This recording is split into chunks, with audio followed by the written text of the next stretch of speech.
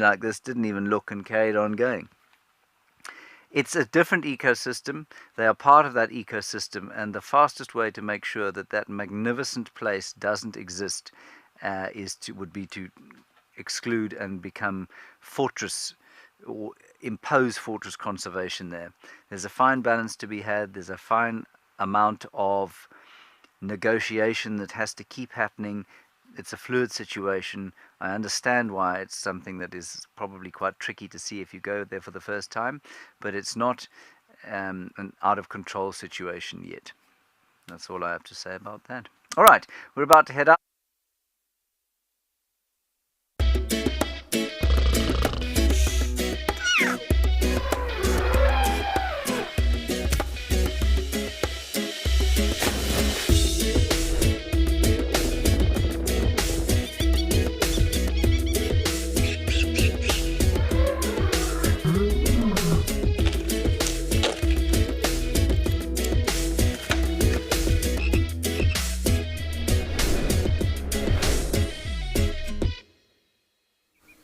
Good afternoon. Welcome to the Sunset Safari. Welcome to this afternoon's school drive, and a very special warm welcome to Shikla Elementary. Good afternoon. How are you doing, kids, over there in the United States?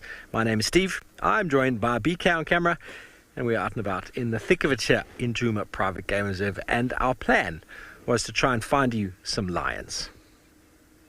We've come to where the lions were, and the lions are not there. So we're going to have to try and make a plan. Now, please do send through your questions with your teachers, or if you're potentially watching it with your parents there, please send through any questions you might have. Now, it became quite warm today, so I don't think these lions would have moved very far. But if something came down to drink, they might have chased it. Oh. This is definitely something they would have liked to chase. Let's see if they would have been brave enough to chase this gentleman here. He is a beast. Oh my word, look at him. Now, the pride of lion we saw this morning is one adult with two youngsters. It would be very hard to go for something like this. This buffalo is a big boy. He doesn't have the best eyesight, but his nose does not lie, and he could weigh anywhere from, oh, look at his bottom, he's just dribbling poo. That's a good indication that he's old. Nice big buffalo bull. He could be 800 kilograms, anywhere around 1,600 pounds.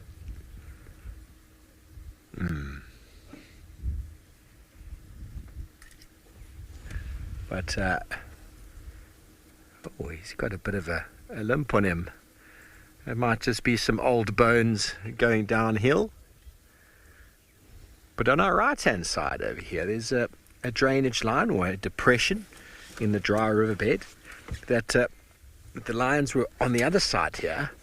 Now, it's possible that they've come down through this drainage line towards the other watering hole. So we're going to have a little scratch around.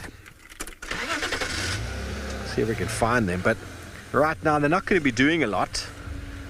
They're going to be pretty flat. Ooh, I smell buffalo. BK, do you smell that? It's quite fresh. Very fresh. Very fresh. Very fresh buffalo. Okay, well, the sun is shining here in Djuma, and it is really nice and warm. But let's go see what the weatherman has to say.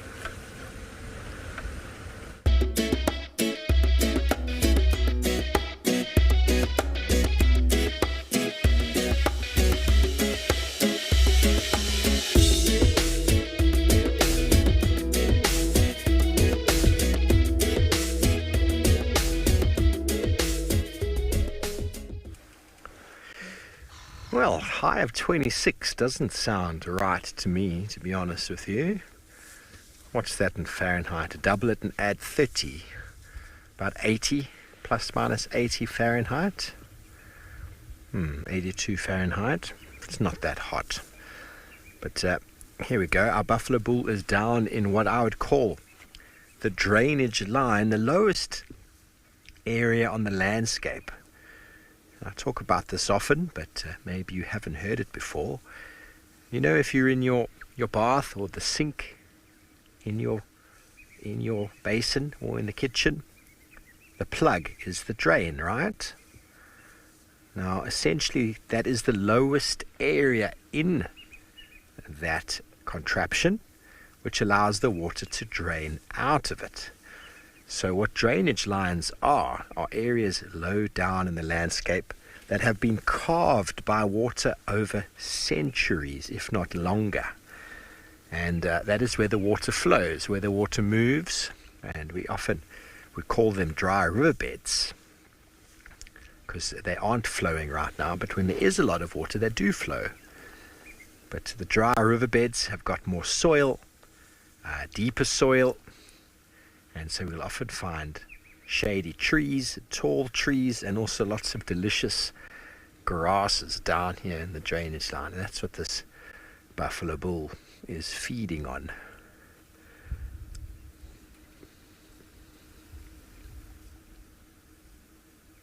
Please don't forget that we'd love to hear your questions. It is a part of the show.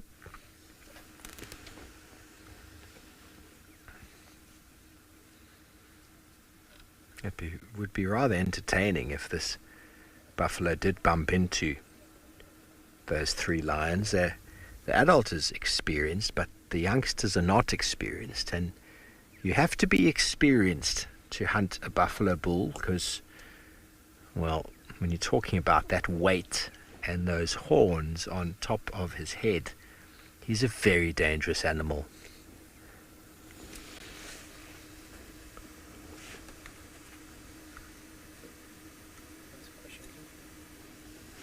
No, I'm obviously not getting any crumbs. Okay, well, let's follow him out of the drainage line. Oh, there we go.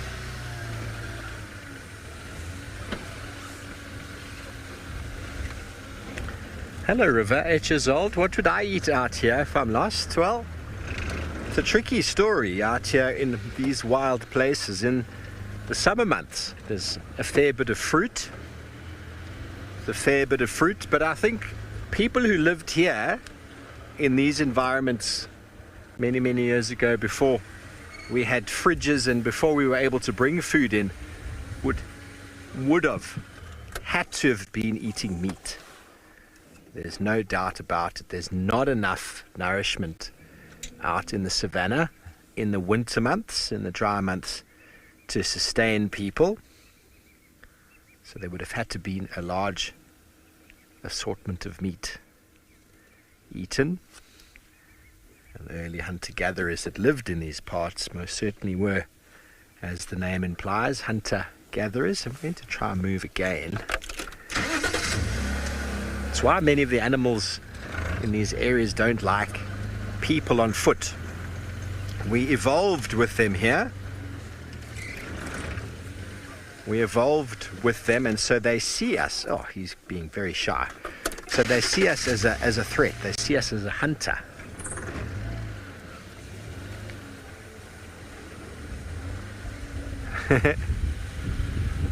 Hello, River. 8 years old. Do you want to know how I stay away from lions and other animals? Well, I don't really. I actually try my best to find them. But I understand what you're saying.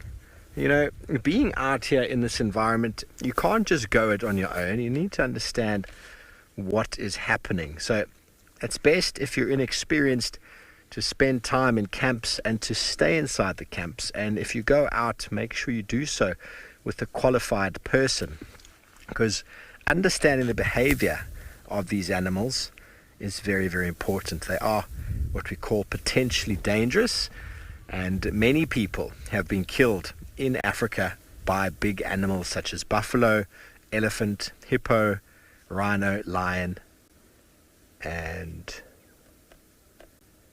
I'm not sure if I missed one there. So they are potentially dangerous. So you need to know what's going on with them. But this guy, he couldn't care less that we're here right now. He is just munching away on this beautiful grass. So essentially, River, if you were out here, the most important thing to do is to be quiet and to open your ears and your nose to the sounds and smells of the bush. Like I said before, I could smell the buffalo. Sometimes that is all it takes.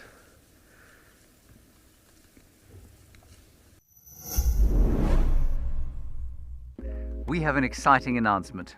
WildEarth is launching a YouTube membership program.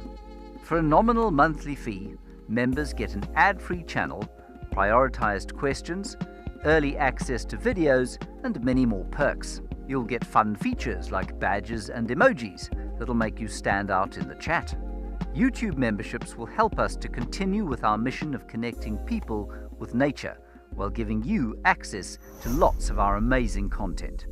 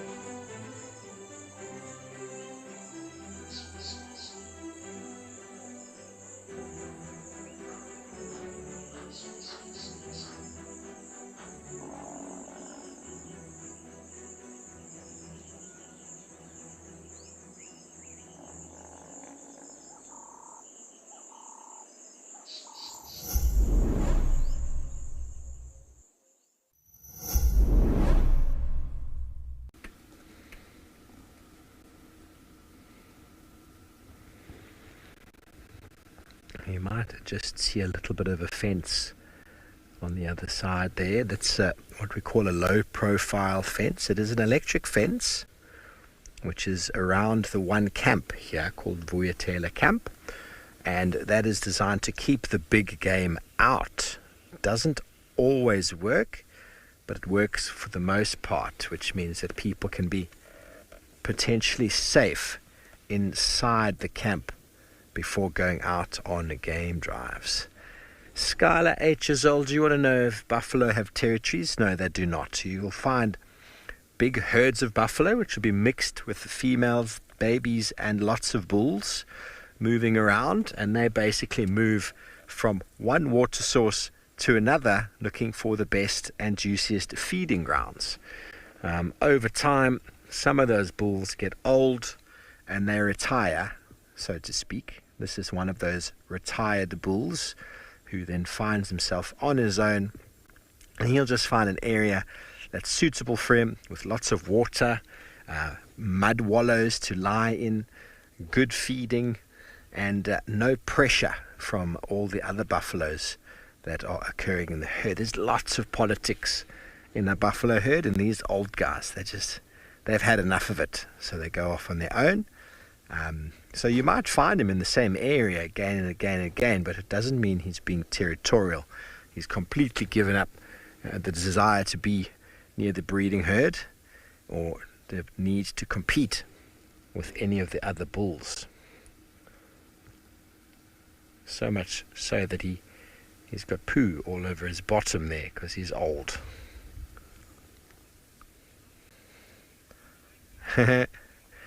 Graceland, you want to know what buffalo smell like? Now, I love the smell of buffalo, and that's because when I grew up, my grandfather had a farm, and they used to milk cattle there. And I used to milk cattle every morning I went on holiday.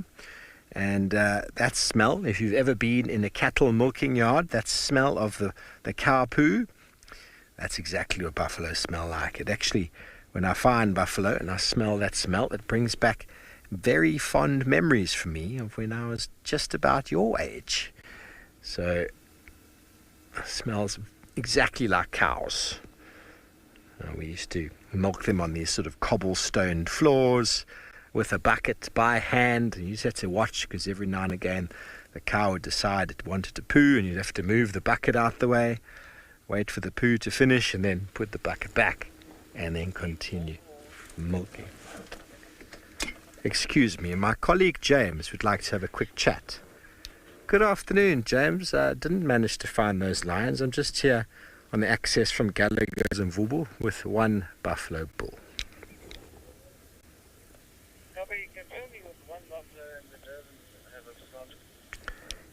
No lions here, but they could be in the drainage. They could be at Gowrie Dam. Okay, copy that. I think I'm going to carry on towards the south. I may see you down there. Okay, copied. Enjoy.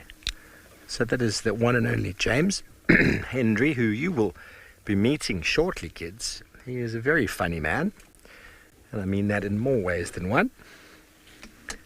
And as our buffalo disappears behind the drainage line there, we're going to carry on this way and see if maybe we can find you those lions, because we had such a wonderful morning with them. Would you like to see lions, kids? No? Okay. You would. I know you would. I know you would. Let's see what we can do. Well, Tadiwa, the director, has just told me in my ear that she doesn't want to see lions. I'm only joking. She said she does. She said she does. She's super keen. Now, kids in Shikla Elementary, I want to hear, well, I'm not going to hear it, but I want you to do it with your sit. Sorry, I'm losing my mind. I would like for you to try while you're there in your class with your teacher, and then your teacher's going to rate you. Give us your best lion impersonation. Are you going to try it? BK, are you going to try? Yeah.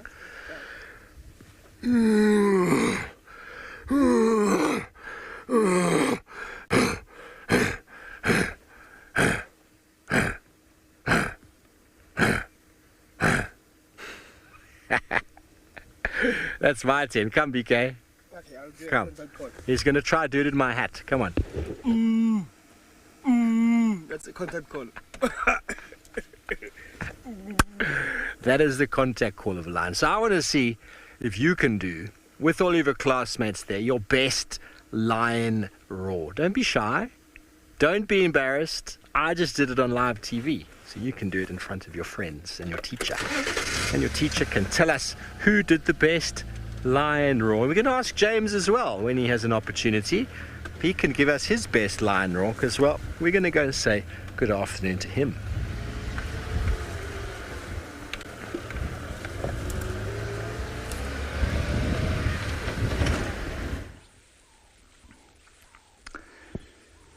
Good afternoon to the kids of Shikla Elementary School in the United States of America. I know that that's not how you speak, but that's how we all think you speak.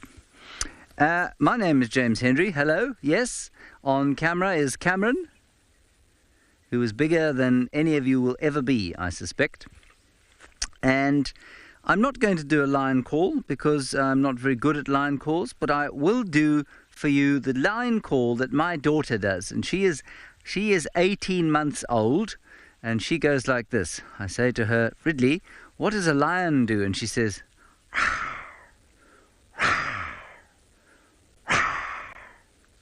so that's what a lion does, according to an 18-month-old South African who have seen one lion in her life. There we go. I'm starting today's little show with some flowers. I believe that you're learning about bush survival And I'm not sure how much I can tell you about bush survival, but I will tell you some things about not being killed, which I suppose is one way of surviving. In fact, it's probably the very first lesson in survival is don't be killed. After that, you can worry about things like eating, staying warm, finding shelter, etc., etc. But not being killed is the very first thing you must do if you want to survive. Would you agree, Cameron? I think that's It's quite important, isn't it? Yes. So here is the flower that is called plumbago. And can it help you survive when you're out here in the wild, lost and alone? No, it cannot. But maybe it's something to make you feel happier when you are lost and alone. And maybe you'd feel a little bit happier if you looked at this flower. And that would put you in a good mental state. So, River, is there any special gear we need out here in the bush to survive? In this part of the world, River, what you need to remember is that the climate is pretty mild compared with how you would experience it, because our winters don't get very cold. Summers get very hot, but the winters don't get very cold. So special gear for winter literally would consist of a thick jersey maybe and a jacket. I actually seldom even wear long pants in winter. That's how warm it is here. It does get quite cold, but it never gets down to freezing. So in terms of special gear in this particular environment, I'd say the things that you need if you are on your own and needing to survive would be a good knife, so that you can not necessarily stab anything, but you can cut some wood if you want to. You might be able to, maybe you find something that's died and you can butcher it nicely with a knife. Knife will always help you cut sticks and that sort of stuff, so a knife's always useful. You'll find all sorts of clever ways of trying to start fires out here in the bush. The cleverest way to start a fire out here in the bush is to carry a lighter with you, which is much easier than carrying anything else. So a lighter or a box of matches, very useful. And then a bottle for water. Water is the thing that is going to be most difficult for you out here, because there is not a lot of it sometimes of the year, and that you can find is frequently not drinkable. So a good bottle for water, and then some kind of method of purifying that water. So if you're well prepared, you'll have some little pills. You can get some little sort of tablets that you put in water that can purify it and kill all the nasties, and then you can drink that water. If you don't have that, there are ways of filtering the water. You can put it through your sock. If you are really desperate, you can boil it. So you can boil it if you've got a little cup. If you don't have a cup, you can find a snail shell to boil it in. It's going to take you a very long time, and you'll probably be thirstier at the end of it than you were when you started, but that's certainly one way of getting rid of the nasties in water. And so yeah, those are the sorts of things you need.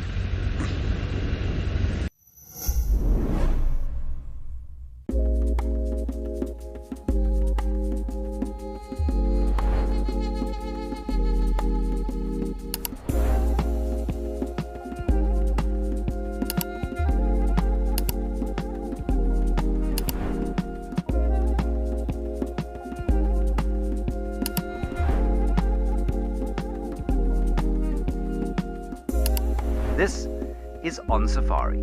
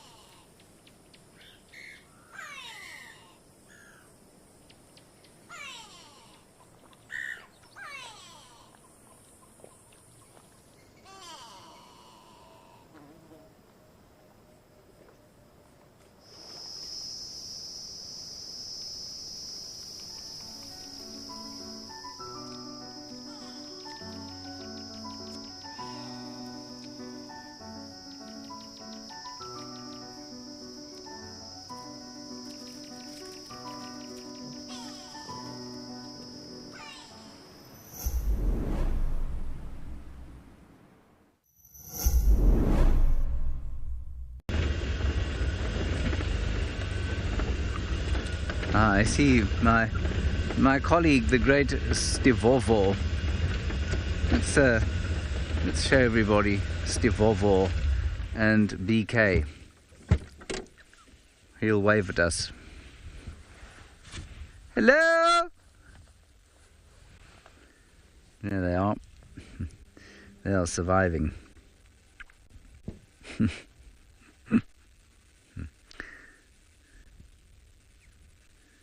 Very nice.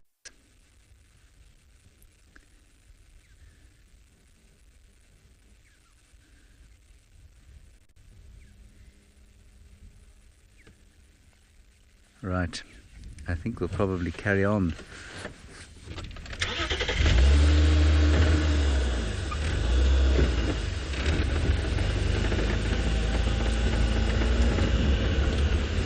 I think Steve and I both would very much like to find this leopard, so maybe we'll be lucky in the next half hour or so before Shikla goes back to school.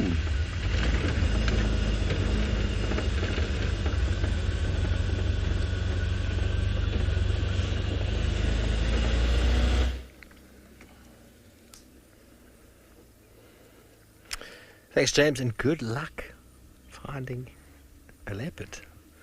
We're definitely going to be coming to give James a hand, because when we come to the dam and we haven't found those lions, they're lying up somewhere in the thickets there between this dam and the other waterhole, and it's a tricky little area to check.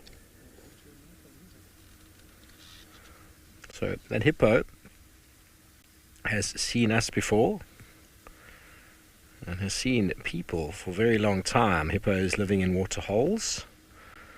And here is a water monitor lizard that would also be quite afraid of us if I got too close.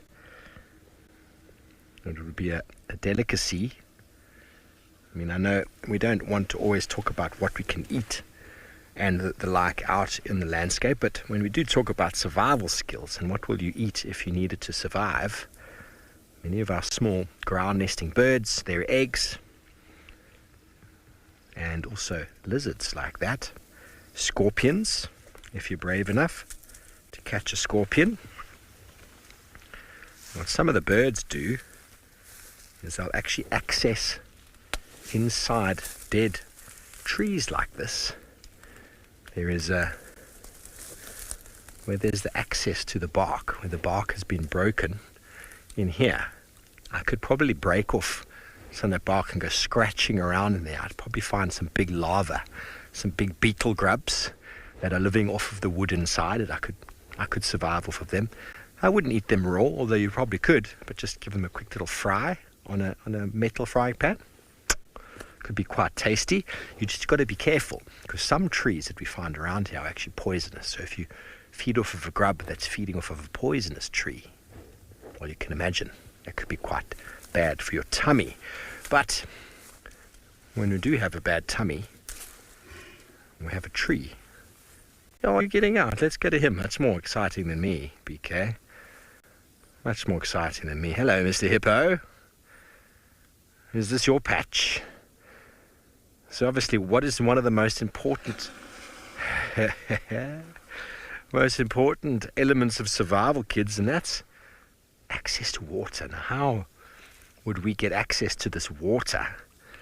You'd have to be very careful, because the hippo's there, and there could be crocodile there as well. But we'll stay here for a moment or two longer, because James has found something small in a tree.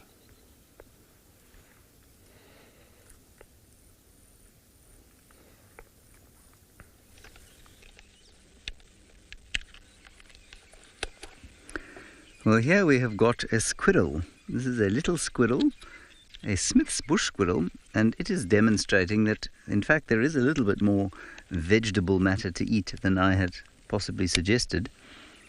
And the squirrel is eating a marula nut. Now, it's not sitting in a marula tree, it's sitting in a knobthorn tree. And the marula nut, it's picked up from a marula tree, obviously quite close by, or not too far away, and it will stash a whole lot of these nuts around and in the tree, little holes in the tree, for consumption during the winter, because the winter is when things are the hardest. And that's the same for all animals, just about.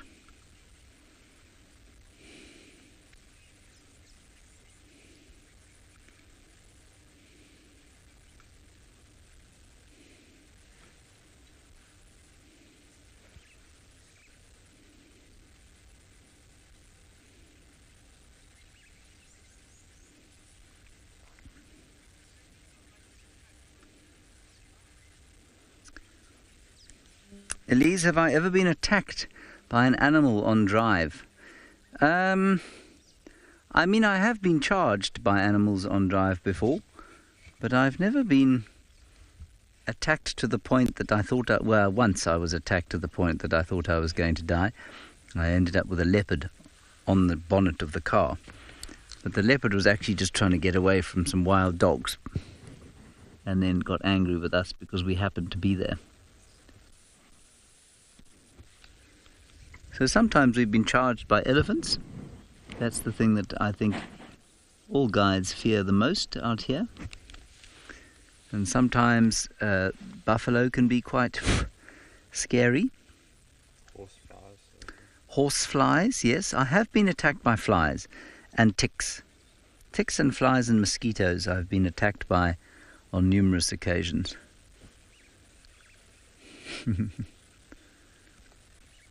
I've never been attacked by a Smith's bush squirrel, however, which is a merciful relief. Really pretty. Then to the left of the squirrel, there's a punk bird, otherwise known as the crested barbet, which is yellow and orange and red. It's just sitting in a bit of shadow, so probably a little tricky to see all those nice colours. Can you see it there, Cameron? Yeah, better.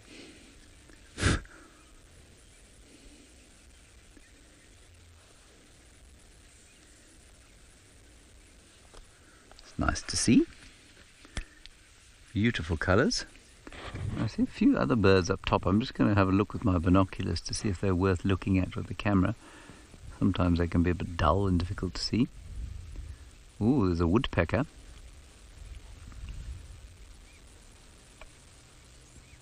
Let me see if I can direct you to it. Can you see it there? Looks like a cardinal woodpecker. I think it's going to be behind a tree, the log behind a branch for you. On the left. Yeah, yeah, directly above the barbet, but in sort of the furthest through, about 1.5 meters, 2 meters above the barbet. I think it's behind the bush for you. I don't think you can see it. So it's a cardinal woodpecker. Oh, there. You got it. Oh, no, sorry, it was a leaf. I thought it was Yes. its head. No. Picking. Okay. You see it move. Yeah.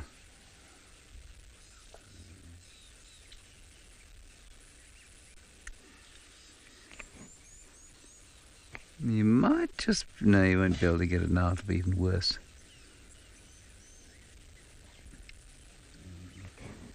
Right, there is another bird there in the far right-hand side. There's a... Oh, that's really nice. It's an acacia-pied barbet. See there? Yeah. That's beautiful. An acacia-pied barbet. Gorgeous. It's gone. It's gone. But you got it. I think so. You think so?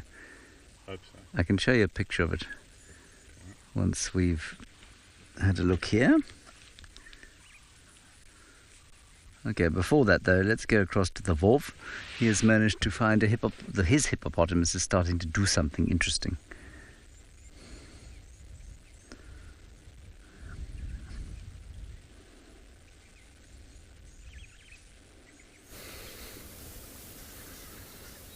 Welcome back to the waterhole, kids, and just talking about how do we get water. Now there's hippos and sometimes crocodiles in these water sources, which makes it a little bit dangerous. So you got to be very careful if you want to go down and get water. And yes, we could survive off of the water that we get out of this watering hole, but it's going to be dirty. It's going to be very, very dirty. So you're going to have to clean it. There's a number of different ways of cleaning. One would be as simple as just pouring the water from a cup into a bottle through your t-shirt, using your t-shirt as a filter. Oh, here comes his mouth. Oh my word.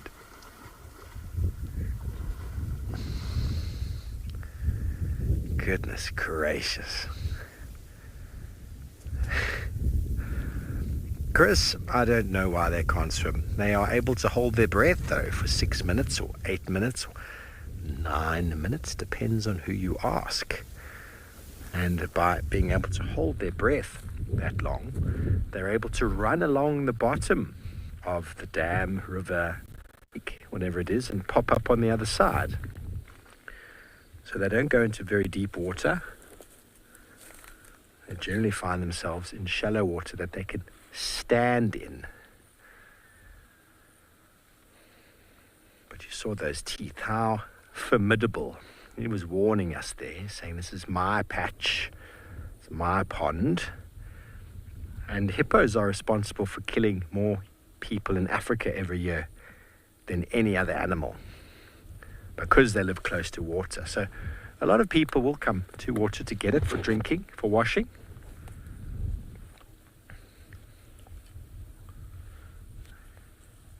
Ava, you want to know what would happen if you come across a hippo on foot? Well, Ava, I have many times, and it is rather scary. I'm not going to lie. The thing is with a hippo, when he's in the water like this, he's quite comfortable and he's quite relaxed because he's surrounded by water.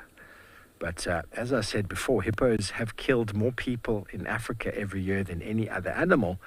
It's because when they're out of water, they are very shy and they are quite self-conscious, and they're big and they run. They run very quickly. So essentially, Ava, what the hippo is trying to do when you find it out of the water, the first thing it's trying to do is get back to the water where it feels safe and comfortable. So if you find yourself between hippo and the water, move out of the way. That is the first thing. Give them space. Move away from the water, and hopefully they run to the water. That's generally what happens. But it can be quite frightening. It can happen very, very quickly. And I've had it happen a few times. And I've always just given space and moved away very quickly. Allow them the space to make a decision, which is generally to go into the water. As I said before with the buffaloes, so many of these animals are actually afraid of people because for a very long time they were hunted by man on foot here.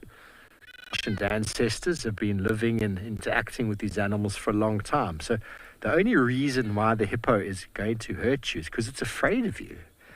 It's afraid of this two-legged human. And so if you give it space, then it doesn't feel like it's cornered. It's going to go for the gap. It's going to go for the water normally first time. But if you're in its way, or it feels like it's pressured, or it feels like it has to get past you, it will run you over. And, well, they weigh 4,000 pounds, 5,000 pounds. And you saw those teeth before. Those teeth are designed for fighting and defense. They are not designed for eating.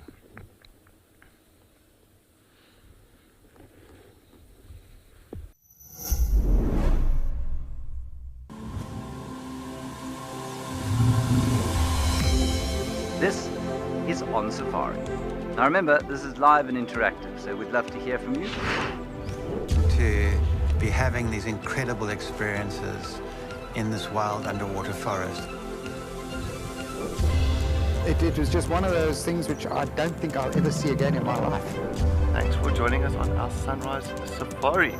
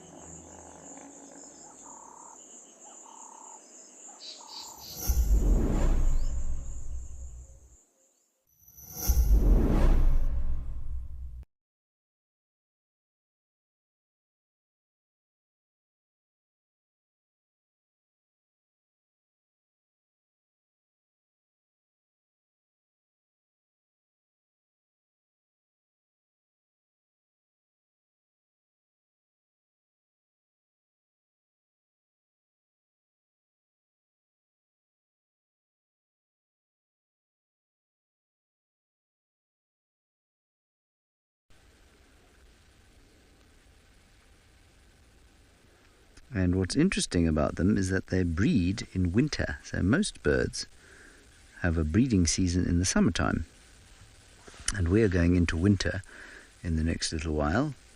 And these chaps breed between now, I'm just going to check exactly when their laying dates are, between now and I think around August actually. I think it's quite a wide breeding season. So they lay their eggs in this part of the world between April, so that's now, and up to September, but it will largely be between May and July. So that's very unusual.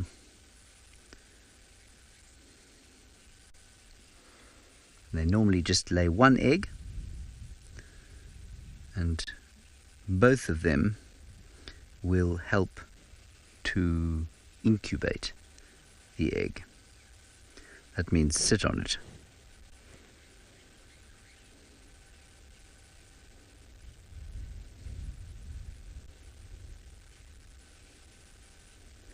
Beautiful. I'll tell you one other interesting thing about them before we move on. That is that it takes 58 days for them to hatch. So they're in the egg there for 58 days, so just under 2 months, which is not a very long time, really. And then it starts to hatch, but the chick takes 3 days to get out of the egg. 3 days before it emerges as a little fluffy, tiny, white-backed vulture. And it won't be able to fly for many weeks after that. Good. Let's continue towards the south. We are still heading south.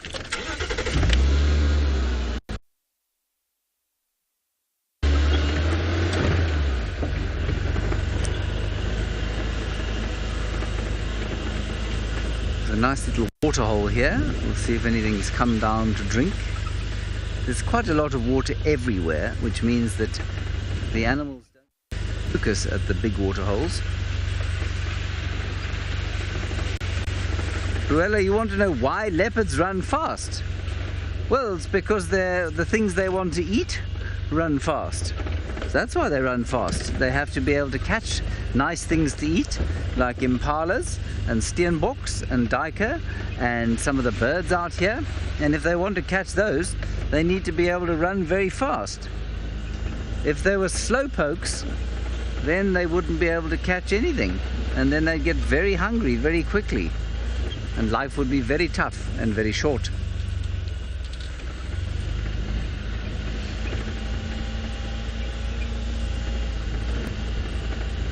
There's an interesting bird on the road.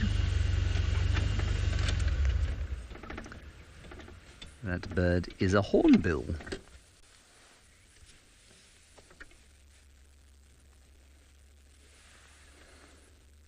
So that is what is known as a hornbill. And the hornbill, many of you will remember from The Lion King as Zazu. And Izazu is the Zulu word for wise man. I'm not sure how wise hornbills are, though.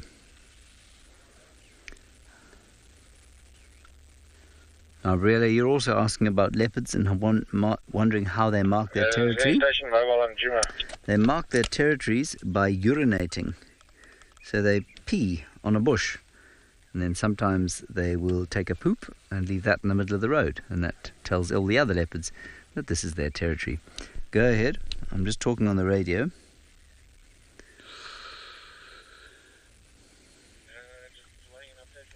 you guys relocated on those Ngala? What was that? I didn't hear that question. No, we haven't really looked. There's a buffalo bull around Caligopan, and I'm following up on Kalamba in the south. We haven't found her yet. What was that? Oh, link to Steve. Steve is going to give us an interesting survival skill to show you. Let's go and see what that is.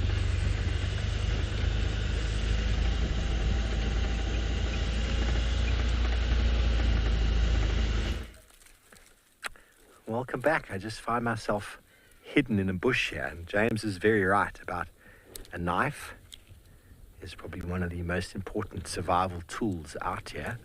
And this bush that I have here is called a white berry bush. Now in the summer, after some good rain, it's actually flowering again because we've had some good rain again. It produces delicious little white berries, which are very tasty. But you can only eat so many berries, and they only last you a couple of weeks. But what this tree has also been used for is when you can cut a whole lot of these branches, and indigenous people to the area would have cut a few of these branches and probably shaved them off. I've never made one before. Probably shaved some branches off and down one side. You get a few of these, and you weave them. And after you've cut a few and you weave them together, you can actually start to form a trap. And inside the water, inside a river, inside a lake, you can actually form a whole lot of these branches together to form an area where fish will come in, and then they get inside and they get caught in amongst the branches and they can't get out. Ancient humans have been making fish traps for many, many, many centuries, and this specific plant, the white berry bush, was very well used for doing that because of all these interlocking little branches. You know, all you need to do is put some food inside, something that the fish want to feed on. Then they come in and they get caught inside this little bulbous area here, and they can't get out the stem that they came in again. You can come and grab this trap, pull it out, you got some fish, got some protein. But behind me, this is something that humans and many animals have probably been accessing food from for a long time. This mound, it's a termite mound. And termites are full of protein. And if you were desperate and you needed food, and there are many of them around, you can dig into these and you can harvest the termites and you can eat them. They taste like peanut butter. Have you had one before, BK? They taste like crunchy peanut butter. They're very nice. You have to eat many of them to sustain yourself, but there are many, many termite mounds around, and that would have been a very important source of food. After the rains now, the ground has gotten nice and soft. It would be expected that the birds would be spending time around these termite mounds because underground what's happening, and you've probably heard of it before. Many people call it flying ants. Not actually flying ants, it's termites, which look like ants. They come out after the rains. They get quite big, like this. With their wings, they fly off. And you can catch hundreds of them in a very short period of time. You can access lots and lots of protein. Elise, no wild bird has ever landed on me, I'm afraid. As much as I'd like to. I've been pooed on by a number of birds, but they say that that is good luck. Hey, BK? It's good luck to be pooed on by a bird. But I've never had one land on me. I've had a few butterflies land on me, a few dragonflies, which has been quite special, but I've never been landed on by a bird. One day, perhaps. One day. Okay, so one of the things you can also do is you can watch monkeys. What monkeys feed on, you can feed on. You have to be careful about baboons though, because baboons feed on some things we can't feed on. So you have to be very careful about that. But in the summer, there's lots of fruit available. But in the winter months, it becomes a lot more difficult to sustain yourself.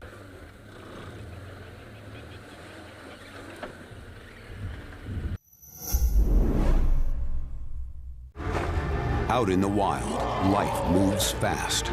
To capture the action, you've got to be in the right spot at the wrong time.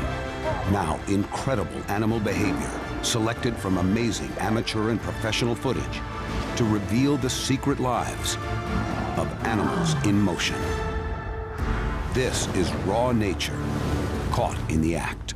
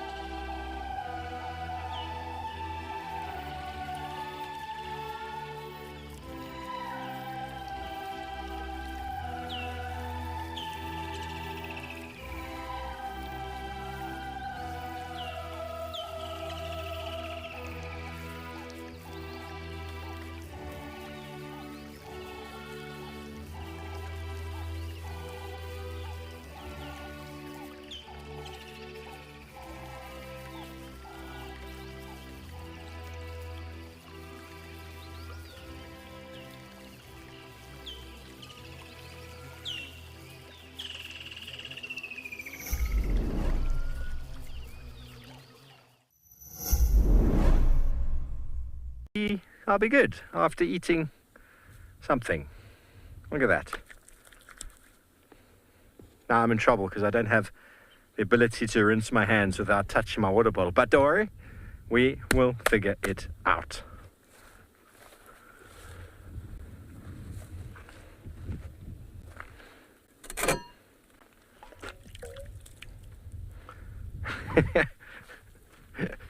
Well, you're still with us. Just trying to get this sticky soap off of me.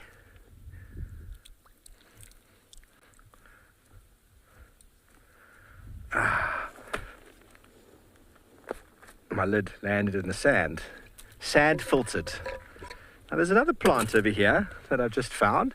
Now I'm going to pluck this one purely because I know I can, because there's lots of them around. It's a very pretty plant called wild foxglove. Now in South Africa this plant is edible. In Europe it's not edible, so you can't eat it there. But these leaves are edible. Not very tasty, but edible.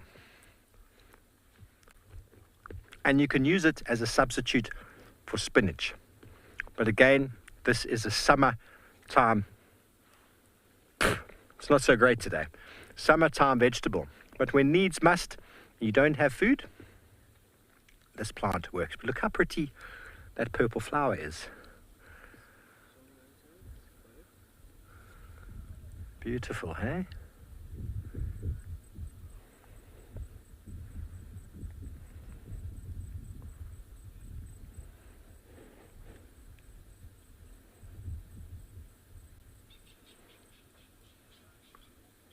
Wild foxglove. How pretty. Going to adorn ourselves today. It's always nice to look pretty, isn't it? Oh, I'm still very sticky. That's why they invented pants. Hey boys, you understand? We don't need a cloth sometimes to wipe. We just wipe our hands off on our pants, right? That's just me. Okay, onward we go. What else are we going to find for you that we can eat?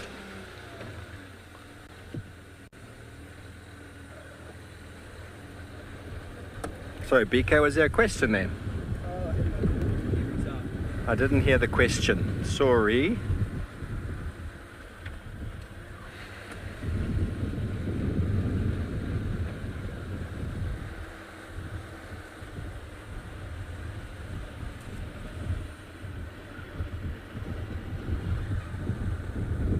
Comms are not great, Taddy. Comms are not great. I'm hearing Jeffrey H. Isolde and something about my favorite, but I'm not getting all of it. Sorry about that.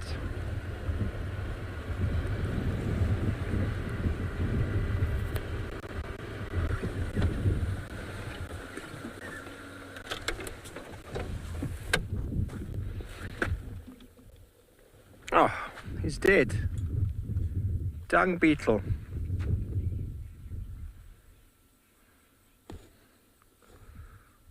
Where's dung beetle? Hello? Jeffrey H. Isolde, what's my favorite food to eat that's out here in nature? Well, I don't eat this guy, but the dung beetles will do dung balls, and inside the dung ball they'll lay eggs, and inside those balls will form grubs, larvae, which you can actually harvest and eat. I've never eaten a dung beetle larvae before. I've never been that hungry, but just over there is a plant that I'd love to eat. I'm going to go grab a leaf or two. BK, you on? Okay, I'm going to put shame, Mr. Dung Beetle. When I say shame, I mean he did his thing. He buried dung. He did his life purpose, and now he is. Hello. The bird is shouting at me there. Okay, now this tree. Ooh, he wants to play. This is the buffalo thorn. As the name implies, it's got thorns and it's very sharp. Very sharp. Here we go. Now, these leaves, ow, very sharp. Be very careful. These leaves are rather delicious. if you can get past the thorns. But also only really good in the summer months. Can you see those thorns there? The hooked and the straight. Very good at keeping lightning away from us. If you attach it to your hat. So kids, thank you for joining us on the Kids Drive this afternoon. Those of you from Shikla Elementary, we hope you have a wonderful day further. Thank you for the questions and the comments. We're going to be going live shortly with the normal Sunset Safari. So for the rest of you, stay tuned. We'll catch up with you in a moment. And for you kids at Shikla, thank you and catch you soon. Goodbye.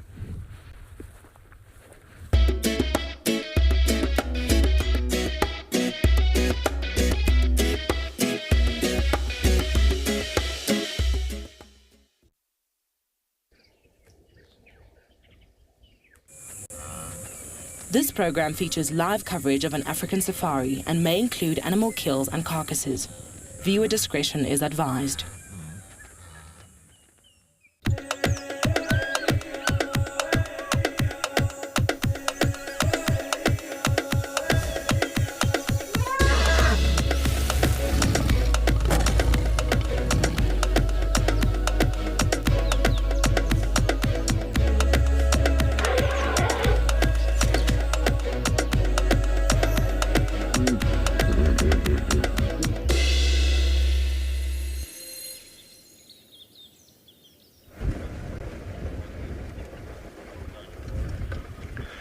Good afternoon.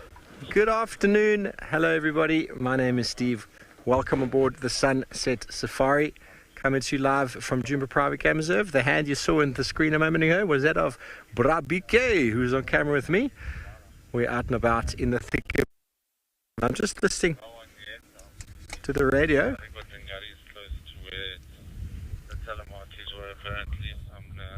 Someone's found that buffalo, but no one yet has found the lion. So everybody, don't forget we are live and interactive, and these are Swanson's spurfowl, who are not going to be asking us any questions this afternoon because we just don't quite understand what they say. So we'd love it if you send through questions and comments this afternoon because, well, you have the means of communicating with us via either the social media apps, the website, or as we know, you can throw it in on the YouTube chat stream. If you were Swanson's spurfowl, BK, what questions would you ask?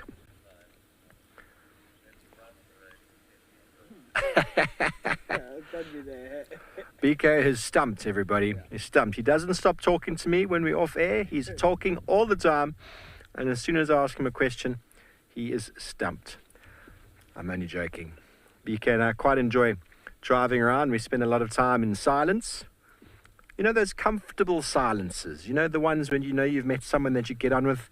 You don't need to fill those awkward moments with unnecessary conversation. That's what I'm talking about. I'm not sure who commented there, Taddy, but good afternoon to you too. Good afternoon to everyone out there on this wonderful Wednesday afternoon where the spurfowl are loving the fact that the rain has fallen and the grasses have gone into a second stage of seeding. Now, we had the kids drive just before, and you know it's quite difficult to understand how people would have lived on the landscape throughout the seasons here, and they would have had to be migratory. They couldn't have been permanently here. They would have had to migrate with the seasons, and they would most certainly have had to switch their diet up and also had a component, if not a large proportion of the diet, meat. Now the spurfowl, they haven't gone that far as to move into the meat dynamic, but they feed on the shifting food as it changes. So when the grasses are seeding, they feed on the seeds. When the grasses are starting to go past seed, they feed on the organic material. They scratch through the dung, they find the seeds, organic material fermented in the dung, and they're able to scratch up as well and get insects and larvae and really switch up their diet as things shift. They've decided to take off up towards Garikatla, and then we're going to carry on east and we're going to send you over to James.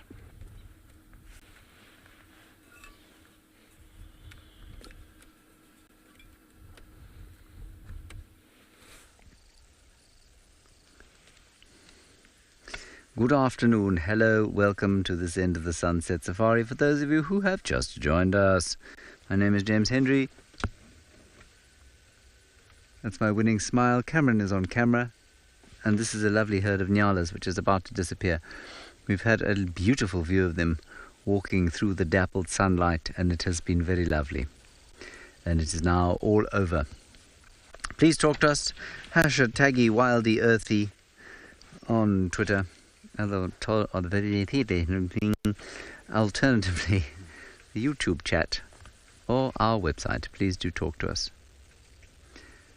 Well, shall we try and go forward? Yeah. Let's try and go forward. I'm not sure if our signal will hold, but we'll try.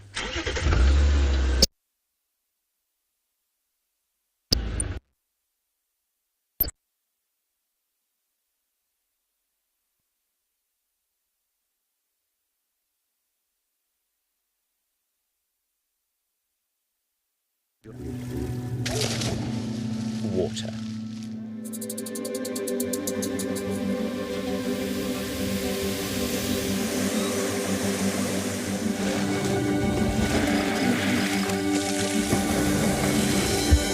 Every cell that makes up the wonders of our natural history needs this life-sustaining molecule. Sometimes in tiny amounts,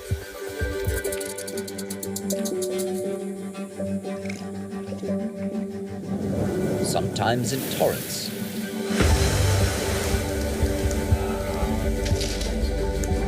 Our blue planet, flush with biological wonders, would be a desolate, lifeless place without miraculous H2O.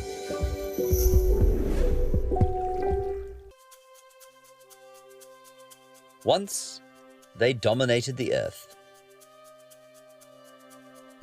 Now, they are frequently despised, persecuted, and hounded.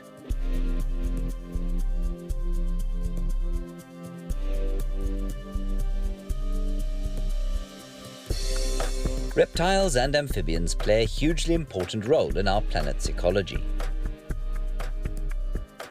They represent an evolutionary memory.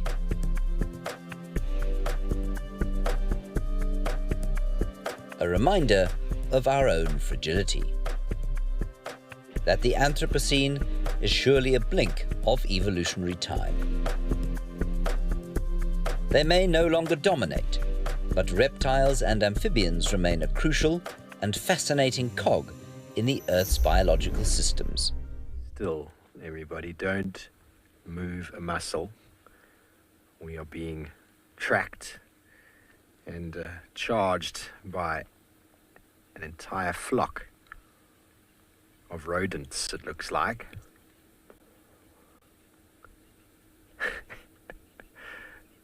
They look like a wall of rodents, don't they? Although they are not rodents. They are mongusti, or mongoose. The dwarf mongoose, to be precise. And there's a whole herd of them here. A little family, a little business of geese. I'm still not 100% sure what the plural of mongoose is. Well, I'm not satisfied with what I've heard. But they're quite relaxed. Look at them all over the road. You didn't see it was just off camera, but there is a yellow-billed hornbill with them. The hornbills benefit from the feeding behavior of these mongoose who ferret out, and in their feeding behavior, insects move away from these mongoose, and the bird does the mongoose benefit? Well, the bird sitting in the tree has got the proverbial bird's eye view and is able to spot danger. That would obviously be prevalent for both of them.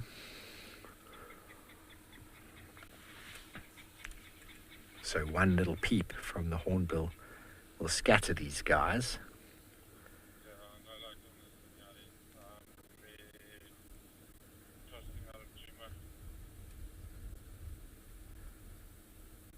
Watch, he's coming, BK. This one's right here. Don't move, everybody. Don't even think about moving. We are being charged. This is the moment where you've got to stand your ground, stand tall, stand fast. Goodness gracious, the puppies are following. The puppies are charging. Love it. It's curious, eh? Hello, little curious one. How close are you going to come? You are brave. That little nose.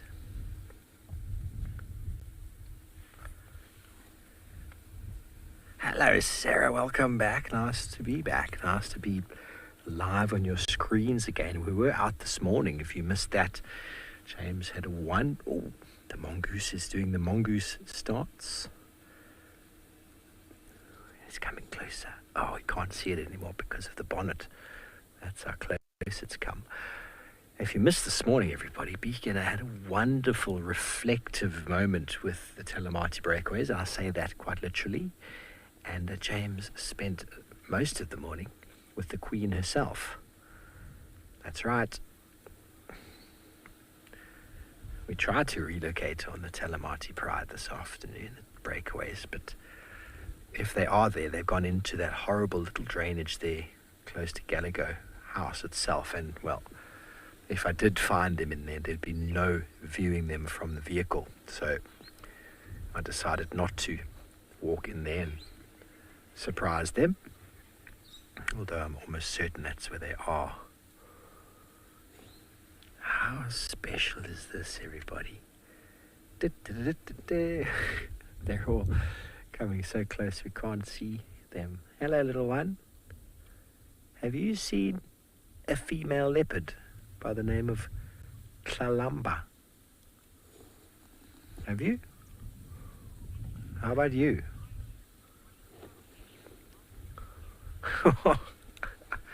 Ollie, I don't know. I really don't know. There's lots of them, lots of little groups. This is a decent sized group of them. There must be 15, 20 of them here. But I don't know. I mean, we come across so many of them. I don't even know how one would... you'd have to go out regularly, and every time you find a group, drop a pin. And then just keep working and dropping pins every time you find a group. And then you'd probably have to start figuring out the different groups by some form of characteristic, which I wouldn't know how you'd do that. This is so special.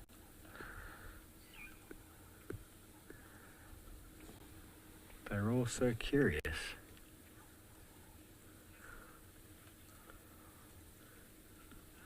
Agatha, how adorable is this?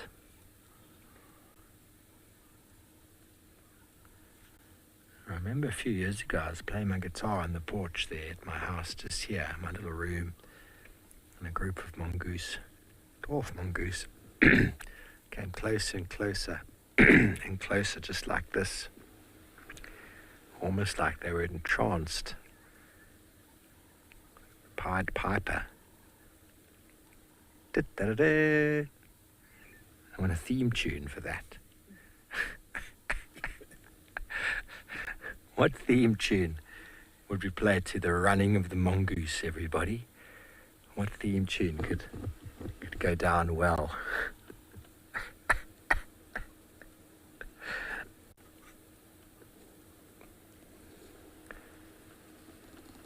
Oh, a little bit of grooming happening here. Who? Who's grooming?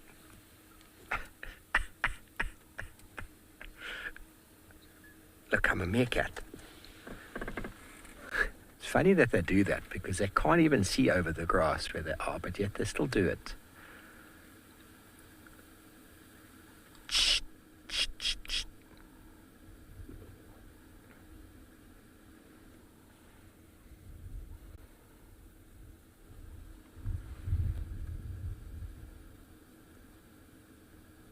Been a nice bit of social time here.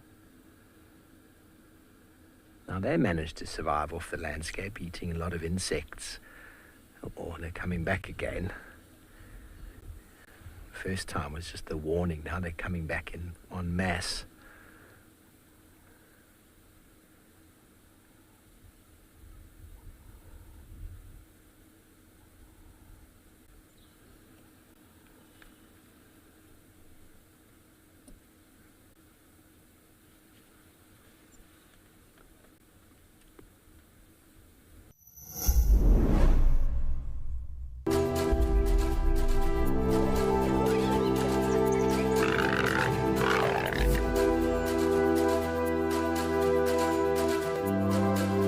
We did have some lions. Cedric's probably going to follow that one.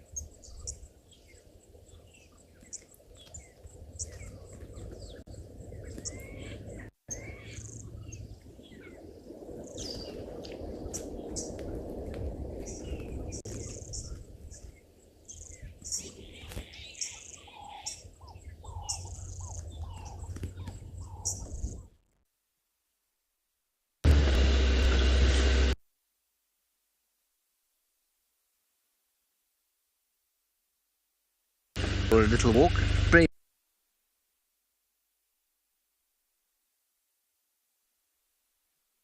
the same that I did.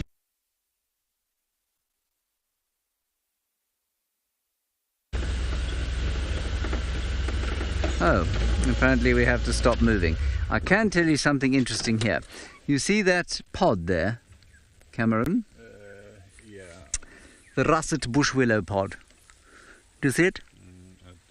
You do? Yes? Are you zoomed in on it? Zoomed, okay.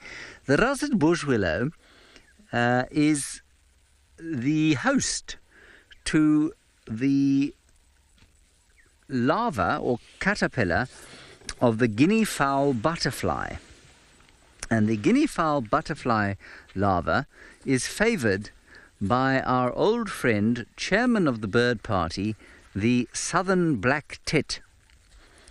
Now, the southern black tit is known for actually being able to discern that there is a larva inside one of these things, and they take the caterpillar and they leave the nut intact. And I'll just have a quick look. I'll break these open once I have turned the radio down. Turn down, oh radio.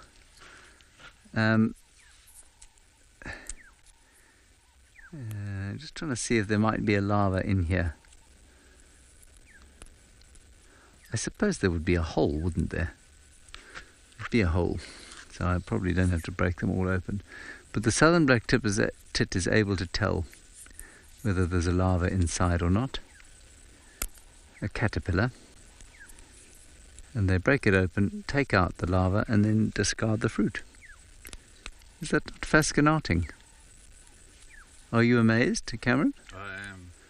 That sounds so fire. It is. It is. No words. You have no. You have no words to describe your amazement. Okay, let's see what else we can find here in this place. That. Ooh, some elephants shouting up ahead. It would be nice to be able to go to them. Unfortunately, we can't move. What else have we got? We have got Gymnosporia buxifolia. That's quite fun, just because it's got a fun name to say. So you could say Gymnosporia buxifolia. There you go, well done. You don't say it with quite the same pizzazz, I don't feel, that I bring to it. That's why I'm a cameraman. Yes, I suppose so. I suppose that is why you're behind the camera. But that's fine. And then I suppose we could also... This is called clutching at straws, everyone. When you have got to the stage that you are doing the toothbrush tree, you must know that you are clutching at straws. Now, all around the Lowveld today, people were offered, at the lodges at which they're staying, they were offered the experience known as the 11 o'clock walk. To my mind, an experience marginally less painful than the night drive, but only marginally so. It's hot, there's nothing out there, and normally the guide is somebody who is sick and tired because, you know, he needs to have a bit of rest before he goes out on drive again. But what would have happened is that some guide would definitely have taken a group of tourists along to a bush like this and said, so this is known as the magic worry bush, and it's amazing because you can use it for a toothbrush. So what you do is you break off a branch like this, and when you're out here and you're trying to survive and you want white teeth, then you can do it. You chew it like this. And like it makes like a fibrous brush, And you take the fibrous brush and you can like brush your teeth. And if you want some toothpaste, you can burn some lead wood. And then you got like toothpaste. So yeah, that's what this is. It's a magic worry bush. So you can also eat it, eat the fruit, but that's all. And yeah, if you're good at that magic wave, it's called magic because I found water with it. You know that when you take like a wah stick, you know what I mean, like a wah stick. You take a wah stick for you quickly, like a wah stick like this. Then you walk along like this, and it points to water. That's why it's called a magic worry. Yeah, so that's a magic worry. Nice. Okay, let's carry on. Couple more trees I'm going to show you, then we go back for some gin and tonic. Cool. In the meantime, let's go across to Steve and find out what he's up to.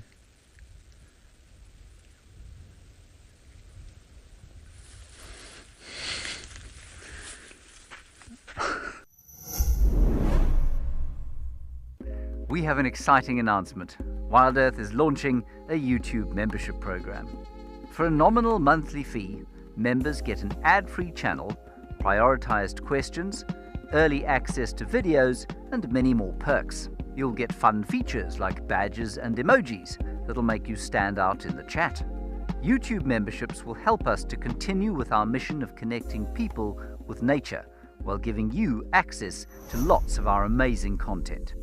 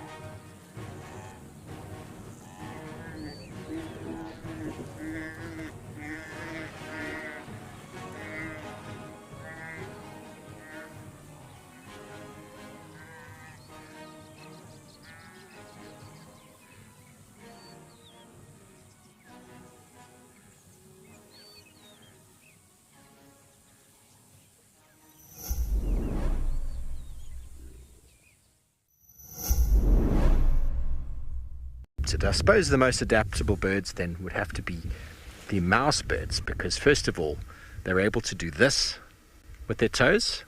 Ignore my pinky. 3 forward, 1 back. 2 forward, 2 back. 4 forward. Now don't ignore my pinky. So they're able to change their foot structure, which means they're able to move through a plant in different ways, because foot structure is all about how an animal or bird is able to move, walk, climb, hang. And they're able to feed on leaf material, which not many, like leaves off of trees, which I don't think many birds are able to really do very well with unless it's very new and young. And then they've got a black belly, so they'll go and they'll hang in the early morning in the sunshine, and their black belly warms up and helps to ferment the leaves inside their stomach. They're very busy at the moment, just down the road where we're going, the red-faced mouse birds, and I feel like they're doing very well because there's been a lot of fruit at the moment. The magic warriors are in full fruit. The buffalo thorns have been fruiting quite strongly. But I mean, it's hard to say. I think the mouse birds are quite well adapted, but any bird that lives here throughout the year has to be very well adapted. But I suppose we can't ignore the woodpecker, which is adapted to access food that no one else can access through their pecking ability. Yep. Squirrel. A couple of them. Hello, little guys. Have you got a little hole there in the tree? Have you been caching some marula fruits in anticipation for a long, dry winter? Yes, you have. Hello. And there's no preen gland on the back, the rump of a squirrel. They just like to groom and scratch Oh, everybody likes a good scratch. I really laughed earlier when James said thankfully he's never been attacked by a squirrel. Oh, we had a rescued squirrel in camp for a little while. Do you remember BK? Squeak. And Squeak used to bite. He'd come and hang out with you and he'd bite you on the toes and climb on the body and bite you on the head, and it wasn't really that pleasant because, well, the teeth of a squirrel are very well adapted to biting. As you can see, this one here is busy gnawing on something. What's he gnawing on there? Is it possibly a marula kernel?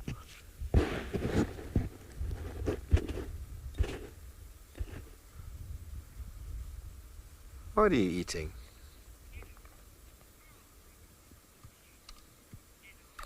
Edo, they are very cute, aren't they? They are very cute. Oh. In my ear. Ah, yummy.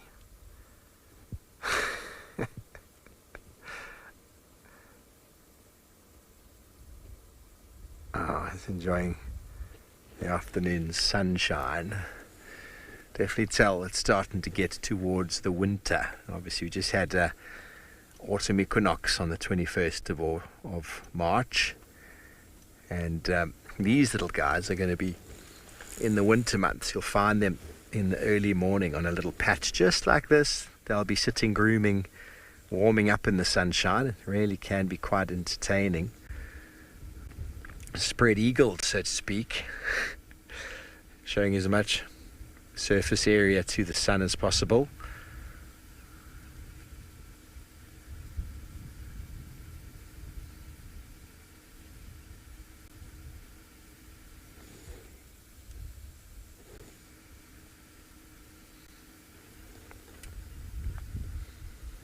Generally they do fight each other, but you'll get a male will have a little group of females you look after, and he'll fight against other males for dominance of those females. It's quite funny to watch because they're very quick when they chase each other, so you don't really know what's going on. It's just ding, ding, ding, ding, ding, ding, like a pinball machine. Try to keep up with the ball, except there's a second one chasing it. Very, very fast. Very agile, very arboreal. If you've heard that term before. Squirrel is the epitome of an arboreal species. Arboreal meaning tree climbing or tree able. A leopard would be regarded as arboreal, and I've seen leopards hunt squirrels. It is the most remarkable thing.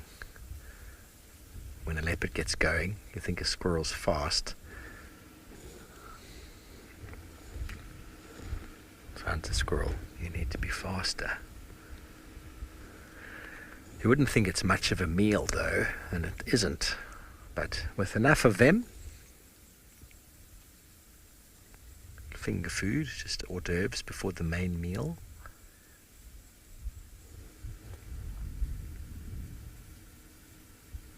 So you can see how the toes at the back there are clinging. So that's how the mouse bird is able to hang on, by having their four toes pointing upwards like a bat or a swift or a swallow, enabling them to cling on. That's what the squirrel's doing. Okay, well, small mammals abound. We love spending time with them, and I've spent a bit of time with meerkats, but not as much as I'd like to.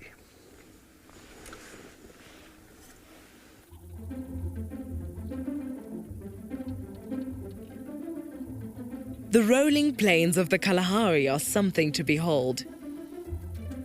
But this vast landscape is home to some of the smallest and most fascinating creatures.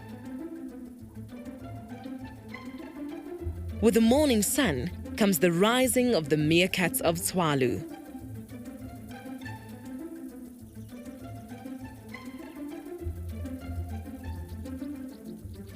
Ascending from their underground burrows, these critters cannot afford to be half asleep, with predatory threats present from both the ground and sky.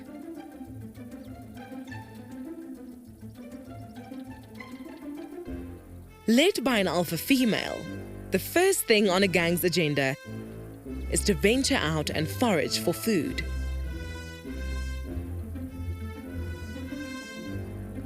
The surrounding is a varietal buffet.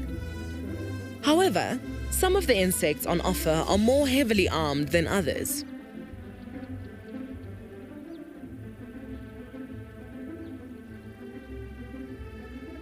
For meerkats, breakfast is the most important meal of the day.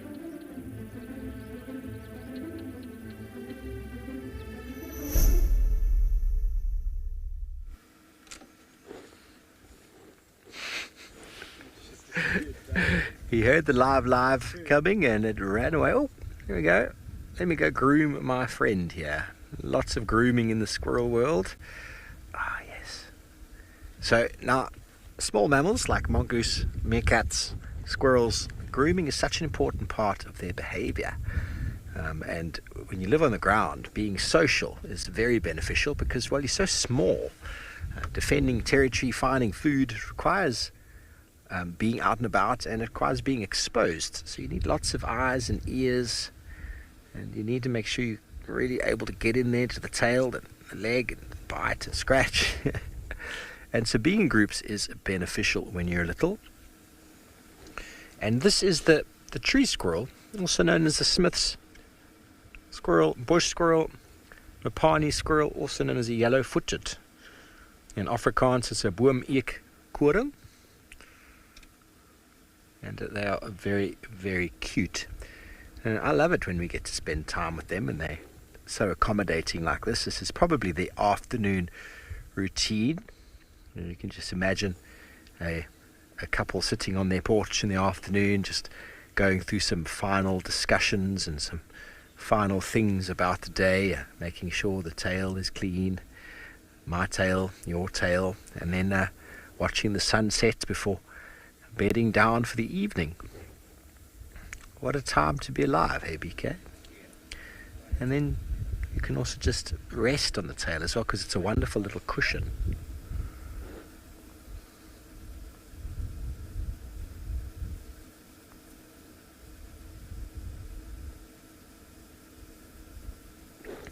So everybody knows that squirrels store food, everybody, but we don't have the same extreme conditions here in South Africa that we have in the northern climates, whereby it's, oh, that is a proper little groom session.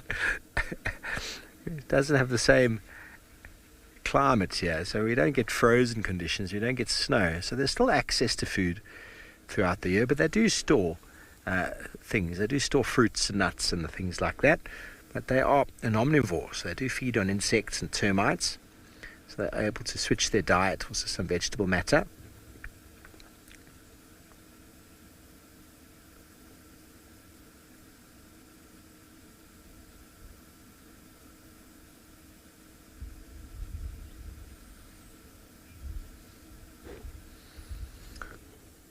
Well, I've seen small squirrels and they're little. They are very, very little.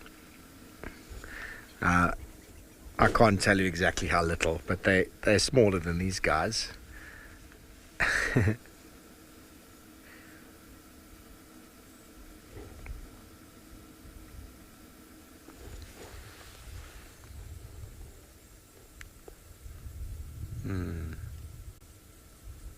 They feel quite safe up in the tree there. They know we can't get to them.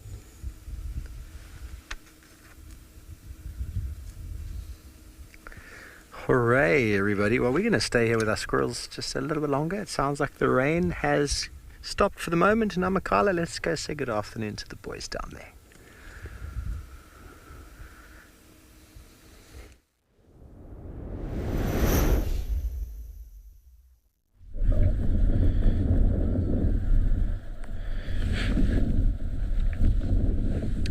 Good afternoon everybody.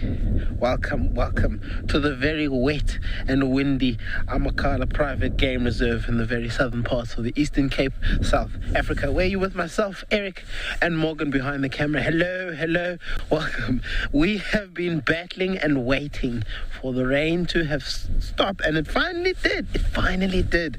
And right here we've got actually a whole host of animals that you don't usually see together. You'll see them in the same sort of stretch of field, but you won't see them this close together. We've got some black wildebeest, some red hartebeest, and some waterbuck. Now, waterbuck, I'm still trying to work out what the group dynamics are there, because there's an awful lot of big males, not big males, but a decent-sized subadults that you can see are becoming quite boisterous with each other, as well as the red hartebeest, who are actually chasing each other around over there. I would imagine that is a breeding herd of red hartebeest. I thought I saw a few juveniles. I can't actually see them anymore. I'm sure the break in the rain has got them awfully excited. Oh, look at them running around at the top there, like show ponies. Those are the females chasing each other, actually. Oh, a game of tag.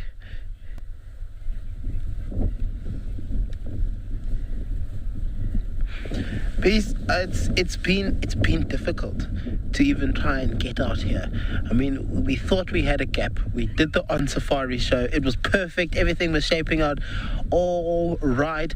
And as soon as I got into this driver's seat, the heavens opened, and they haven't stopped until now. So it's still drizzling a little bit, but we are out and about. Those waterbuck are very playful with each other at the top there. How cool is that?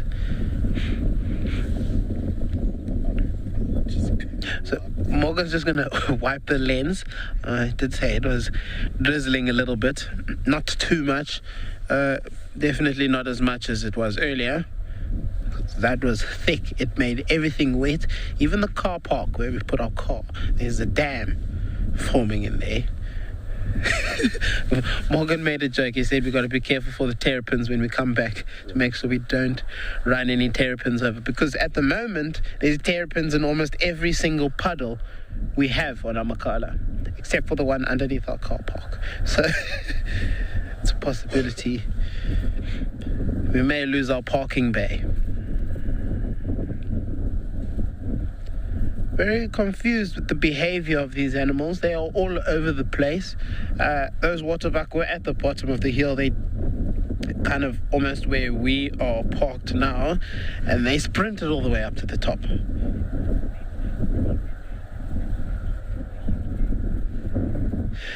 Carol, yes, this wet and windy weather is exactly the type of weather that you do get in the UK.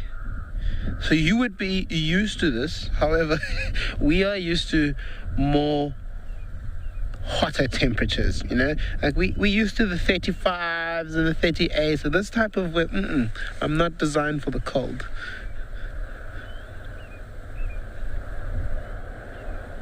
But it's fine. We battle through it. I said these animals, they've just kind of they took off. They saw us coming and were like, here come the WildEarth people again. Okay, everybody to your positions, and poof, they all spread out. And they're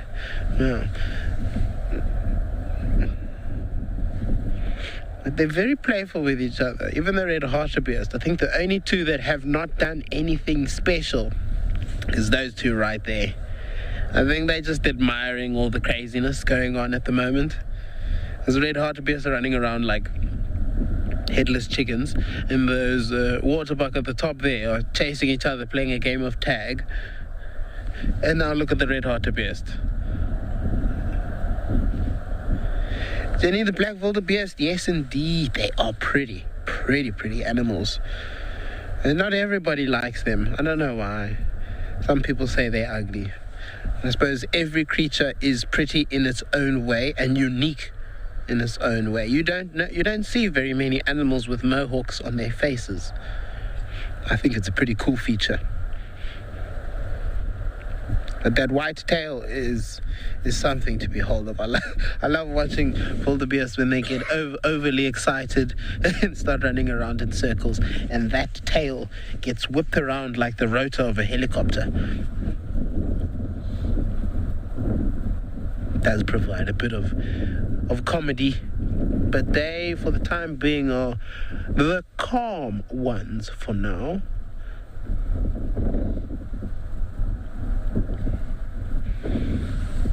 He's just watching these crazy animals. It seems everybody's calmed down now.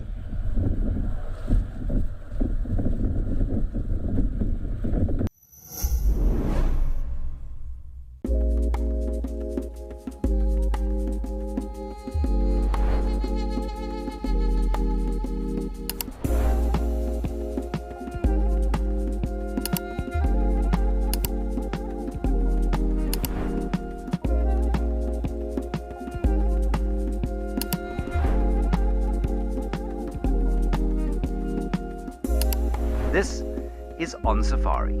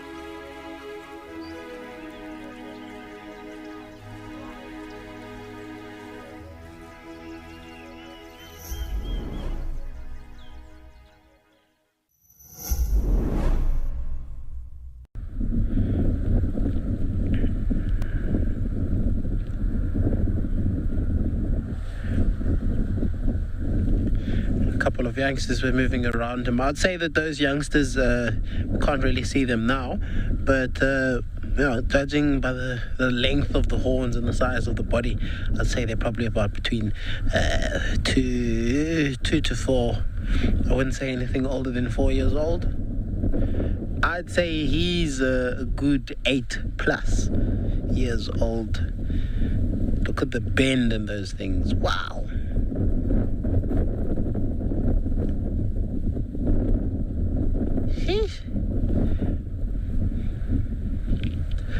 The black wildebeest have moved to the top and now also on the silhouette. That's pretty cool.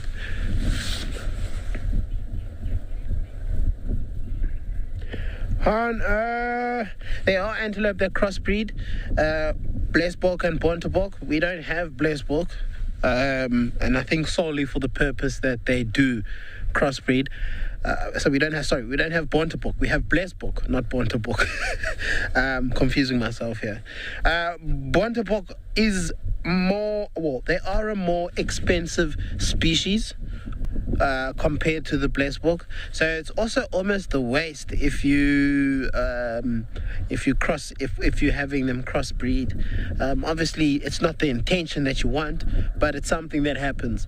And then you get something that's probably less value than a Bontebok, and sometimes the product of a Bontebok and a Blesbok is less value than a Blesbok in some cases. So yeah, there are antelopes. Those will crossbreed. If I'm not mistaken, I think black wildebeest and blue wildebeest I think will also crossbreed.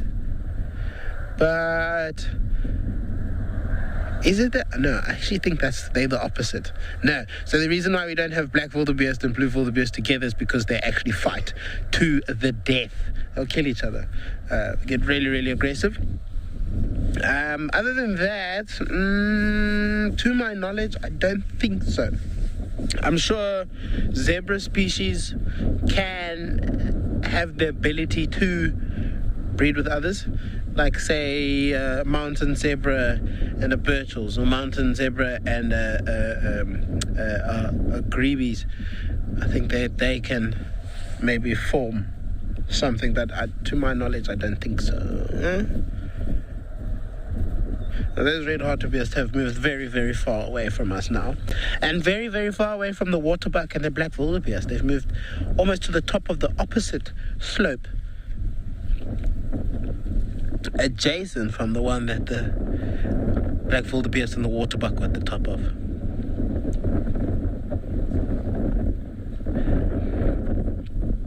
We're going to send you now back up to James for an update on his sunset safari.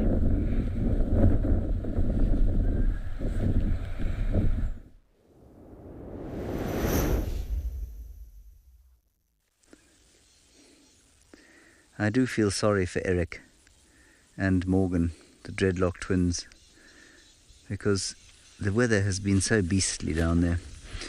We're sitting, or I am sitting, in a little Tamboti glade or Tamboti grove, where the light is dappled and I feel myself in a contemplative mood, lying here, thinking about the growth season that was and where Tlalamba the leopardess might be.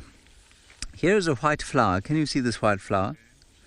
Now this white flower is, I should know, it's common. I suspect I've been told what it is before. I have forgotten. I am sorry, but I'm going to bring a piece to the car so that the world's greatest digital botanist, Judy H., might identify it for me.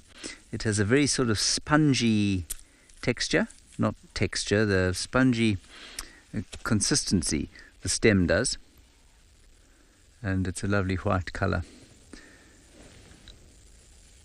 Wonderful spot. It's also a good spot to sit because there's no grass growing underneath the Tamboti tree, and there's no grass here because of the sort of I don't think it's from the sap of the tree, but the roots tend to make the soil around the Tamboti tree uninhabitable for grass. So it's a good spot to go and sit and contemplate life and have a picnic and possibly a sundowner even on a day like today where the sun has returned to us. We can't move the car, by the way, because we will lose signal.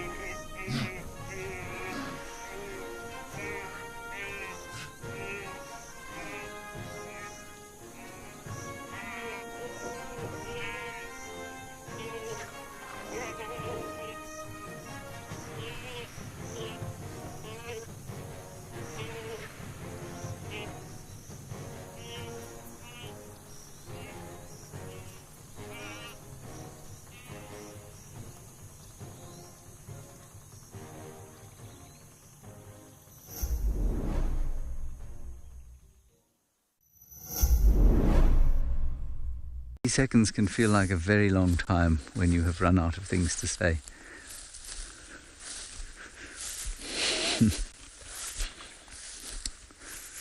Oh yes, I could try and remember the name of this this grass. Megathyrsus maximus.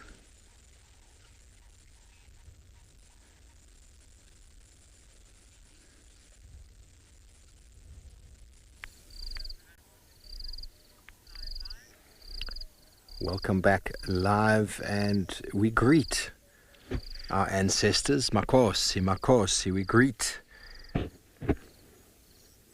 The local cultures believe that their ancestors live inside a tree, like this stately leadwood tree that has been standing for years.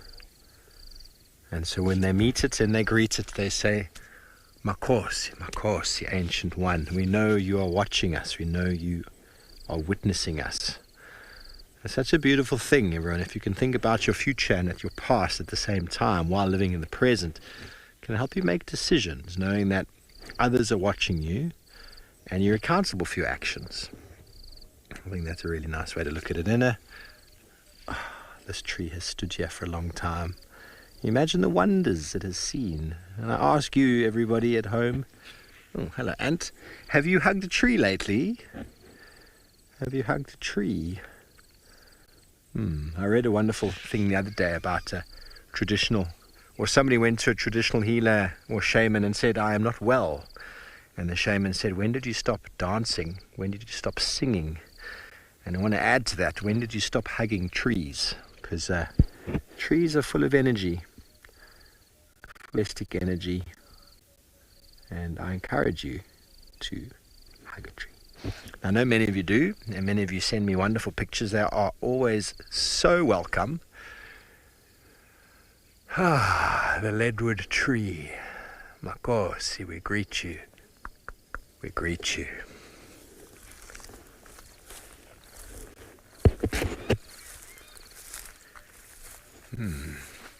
Not sure who asked that, but are there different energies from different trees? I'm sure there must be. By measuring them, I'm sure you would be able to get different energies, and each tree stands in a different place. There's a different age, and it's made up of different degrees of carbon, I suppose, and the density of the wood.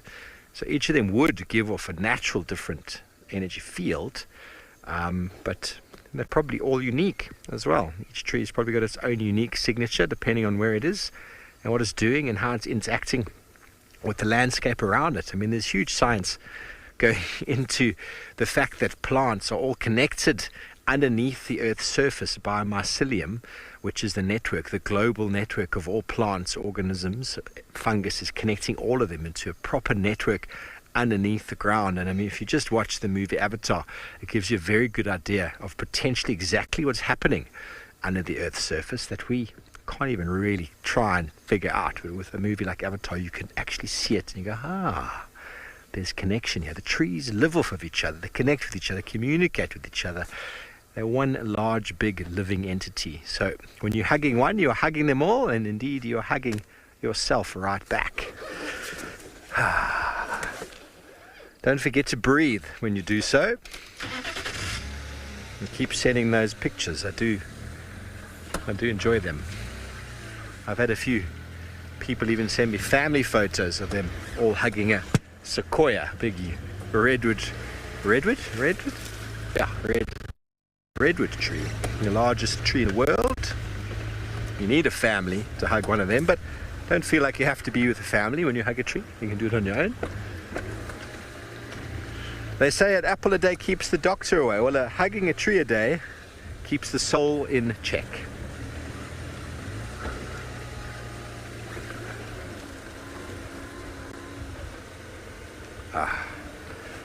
My comms are breaking up. BK, are you getting Shiv's question? No. Sorry, you're going to have to try to do that again, Taddy. Shiv's interested in something, but I don't know what.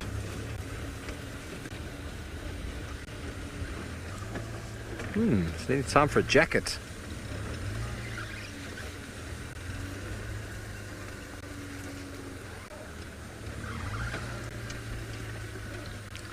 Shiv, my binocular harness is actually a nightmare, I'll be honest with you. It is supposed to be nice and tight. It works as like a bra almost. And it just keeps stretching. So I need to get a new one. So that it stays up nice and tight. You want binoculars to be right up here, sort of where my glasses are hanging. But my last pair of binoculars were very heavy, and this strap is actually a nightmare. I want to get another one, or I need to do some tailoring to stitch, so because it just keeps stretching itself, and the toggles keep pulling. So yeah, I'm not happy with it at the moment, but I will sort it out. Those are my new Pro Up binoculars, by the way, from Pro Up, given to me last month, January. Very happy with them. My last pair of binoculars, I think, got too wet too many times, and well, they are probably not coming back. But anyway, Eric has got some animals. Let's go see what he's found.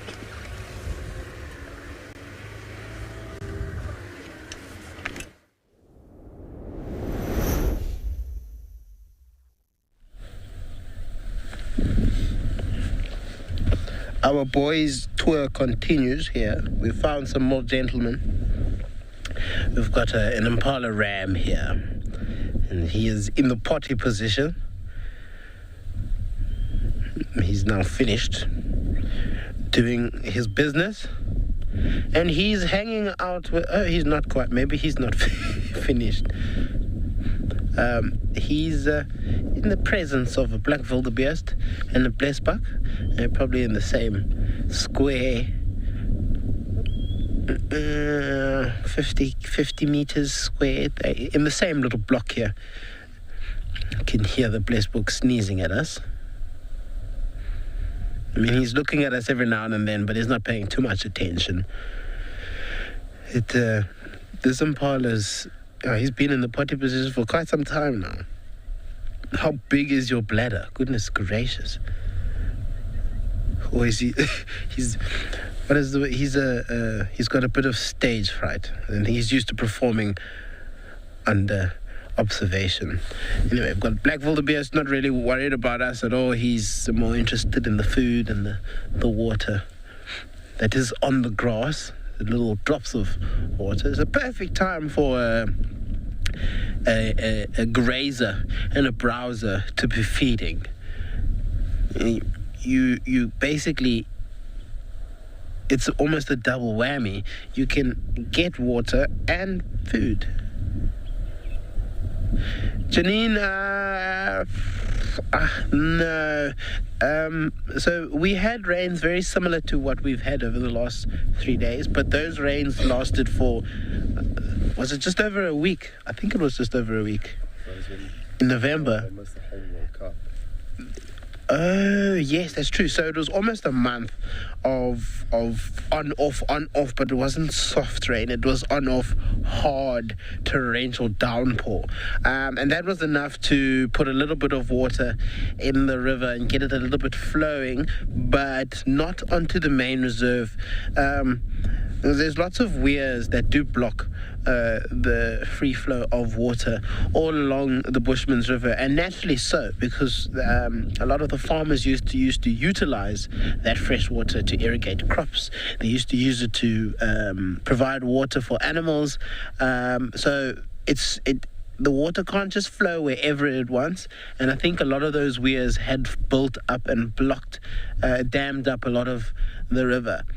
But I think if we don't want, we want the river to flow. We just don't want to have to go through all the rain and the muddiness and the unpleasant weather in order to get the river flowing again. But we definitely want the river to flow again. Yeah. We're fine for now. Just putting it over the camera. Okay. Morgan's you may hear a bit of noise.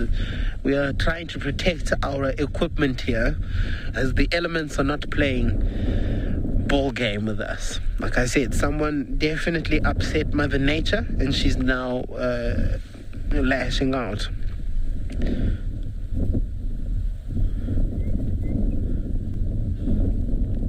unhappy Blessbook.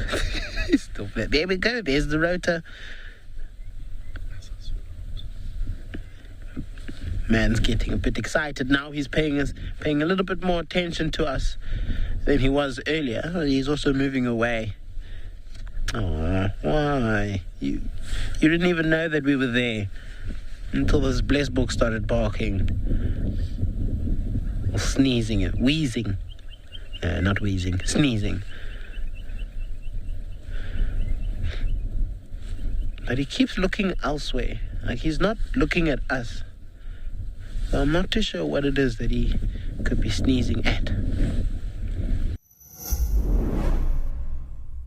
In two magical African wilderness areas, the Masai Mara in Kenya, the Great Kruger National Park in South Africa, 5 expert safari guides follow a cast of compelling animal characters and the never-ending stories that define their lives. The Cat Report documents real stories of real predators, as witnessed and captured by a band of obsessive wildlife filmmakers.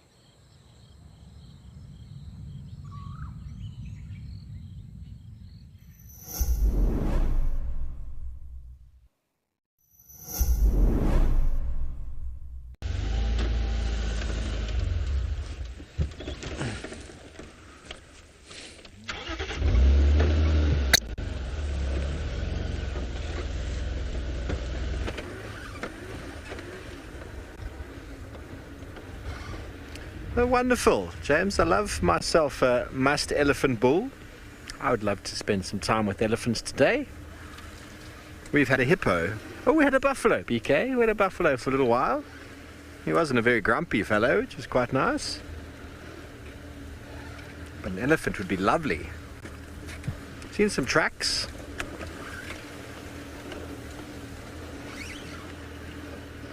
Hug a tree a day, spend time with an elephant a day. That is medicine right there.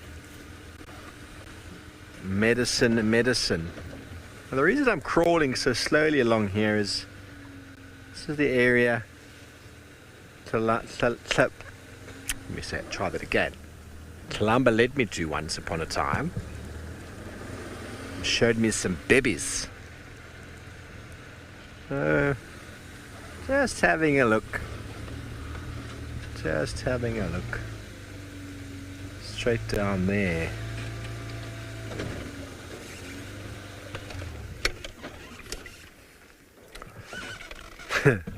So Nadine, one of the directors who's been on leave for the longest time, I think she had a wonderful sojourn in Zanzibar. She has never been able to say the word Tlalamba. So she says Kalamba. So everybody, or should I say Mpo, has nicknamed her Kali. And she just came on the radio there with my stuttering of Tlalamba. I think it was mainly, Nadine, just a lack of chai tea in my mouth. I shall address that. Tlalamba. I think Nadine needs to do a video and go on Instagram on the WildEarth page of her going Kalamba. Hey Nadine, I challenge you to show us a reel of you introducing Tlalamba to the world. I challenge you. I hope you enjoyed your time in Zanzibar. Sounds delicious. No doubt. Okay, she has said she'll do it when she's in real life. Well, when are you going to come visit? You can't sit in Johannesburg and think you're going to see Tlalamba in real life. You can go all the way to Zanzibar. Why can't you come over here to Juma? It's definitely a cheaper trip. But probably not the best place for a bikini beach and a snorkeling session, which I'm sure what Zanzibar is all about. Very soon.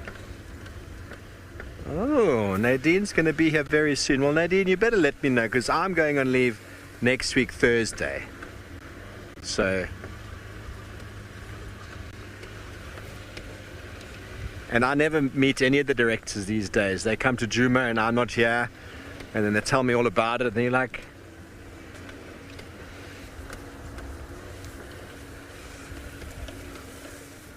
first week of May, you've given it away now. Okay, well, I'm back on the 9th of May, but it's probably not going to align. Anyway, it is what it is. You'll be seeing a Kalamba video from Nadine on the 1st or 2nd of May. I remember in the beginning when Tlalamba got a name, it was quite a tongue twister, not only for the directors, but for many of the viewers who would send videos in and explain Tlalamba. And many of you have, over some time, have gotten very good at it. It's not a natural tongue on the top of the mouth way that English people speak, you know. So if you're not native to South Africa, or you don't speak any native South African languages, using the tla tla tla, it's not a natural sort of, in the English dictionary I can't think of a word that really rattles off that tla tla tla tla. I can't think of it. Tlalamba.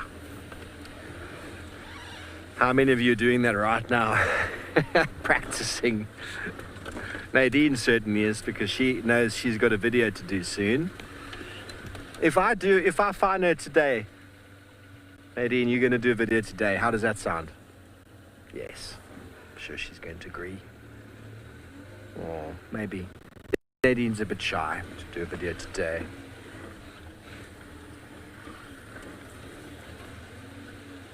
Shona, what word do I still struggle to say? Well, I struggled with the letter R when I was a child. I had to go for speech therapy to rectify that, and that's really affected my pronunciation in Afrikaans, which is the other dialect in South Africa. So there's a lot of Afrikaans words that they don't come out of the mouth the way I'd like them to.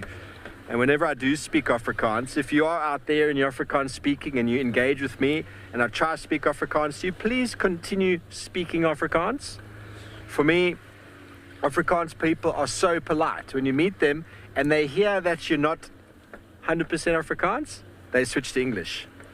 And it doesn't help us. It doesn't help us English-speaking people, because then we don't learn. But I enjoy speaking Afrikaans, and I enjoy being in a group where everyone speaks Afrikaans, and then Afrikaans really starts to play itself out in my mind, and then I start thinking, and then I can't say I've dreamed yet in Afrikaans. I doubt James has dreamt in Afrikaans either, but you never know. Stranger things have happened.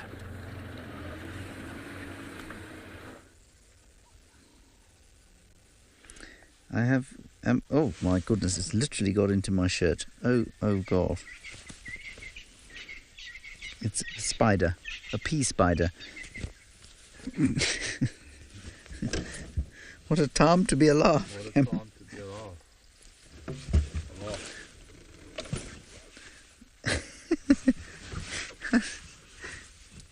Is that it? No. Here it is. Sorry everybody. Here I am disrobing quietly. No, it's not that type of show. There it is. There's my yo-yo spider. The pea spider. It climbed into my shirt. And now it is so shocked by the experience that it finds itself hanging by its yo-yo string. Anyway, the pea spider, much like the bark spider, is an orb web spider which builds its webs at night. This is Mrs. Pea Spider, I think. And she has obviously ended up on the car because we've driven through a bush in which she used to live. And so it would be kind of us, I think, to put Mrs. Pea Spider onto a bush where she will possibly have a more pleasurable time than she did in my shirt, in amongst the forest of hair that used to be on my head but is now on my torso.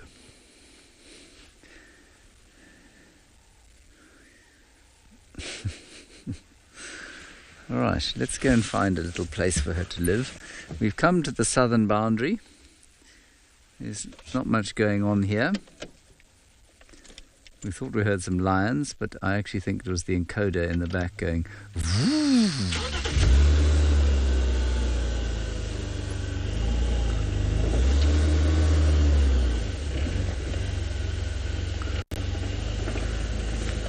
Right, you're on my arm now. Ooh. Yes. Edo, do you think you wouldn't have reacted quite like that if it had gone into your shirt? It's all about familiarity, Edo. And if you're familiar with these things, one tends to be able to tolerate them. There we go. No, don't come on me. You do not want to come back to camp. As good as Lotus's cooking is, it won't suit you. There we go. I feel like we've done a good thing. We did. Good deed. Well, you did. Ah, yes, you shot the good deed, though. Let's continue.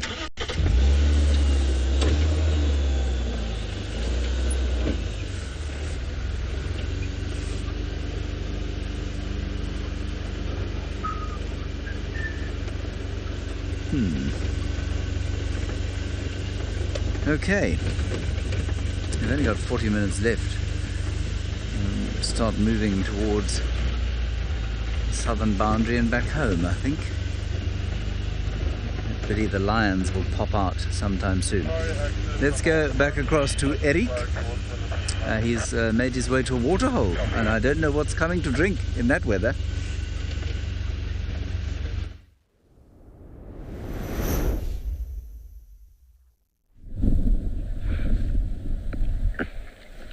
Sure, what are we up to?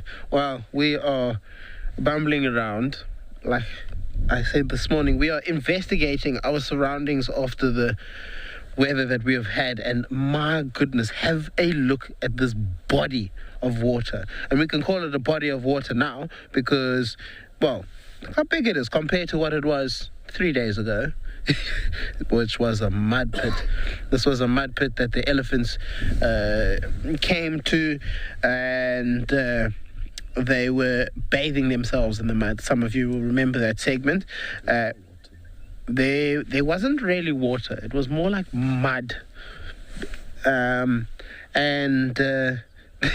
That's also when Bolara came up to us. We actually parked on the path that he came up to us and wanted us to move out of his way, so we moved out of his way. And this is now quite a big body of water, and we are hoping it actually stays like this for a good little while. This is quite exciting. I'm sure we may see some terrapin life in here in a minute. Yeah, I'm pretty sure the ones that were here would have been buried underground in these little kind of pockets of air where they lie dormant until it gets a little bit more, well, a little bit more wetter in a sense. I don't think that's a word, but they wait for a decent amount of water to come back before they start swimming around.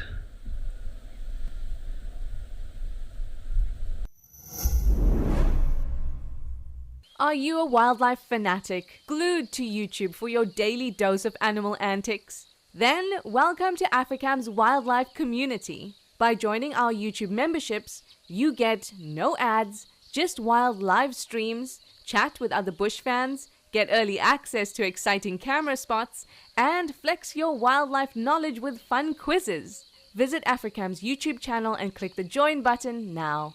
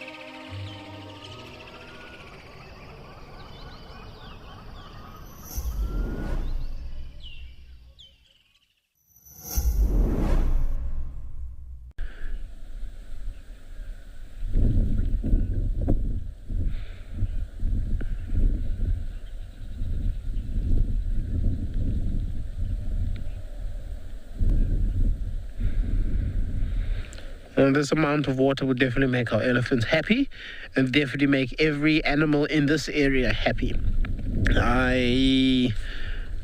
We noticed that the majority of the animals that we usually find in this area had actually moved out of this area, and that was just due to the fact that the pans were starting to dry up and there, was enough water for a couple of members, but I wouldn't say enough water for a full herd of any animals, being it antelope, elephants, buffaloes. It just wasn't enough. So they actually moved their animals that basically not in charge, but at the top of the hierarchy system, opted to move the herds out of the area into places where there is water and food. And now that there's lots of water in the area, we're hoping that we're going to start seeing the return of our general game in this area.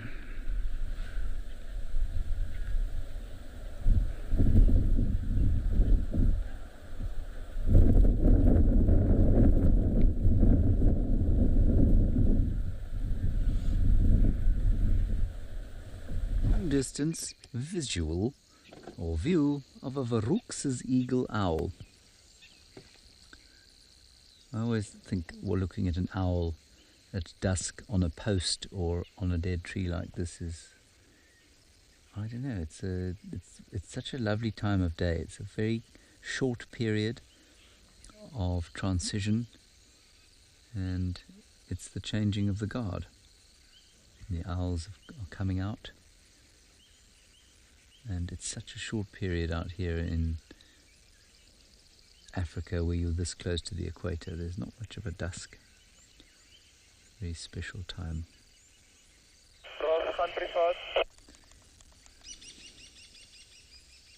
The kingfisher behind us.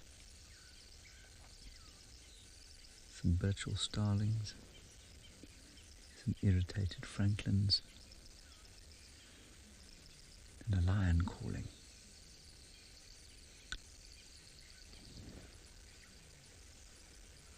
Long way away to the north.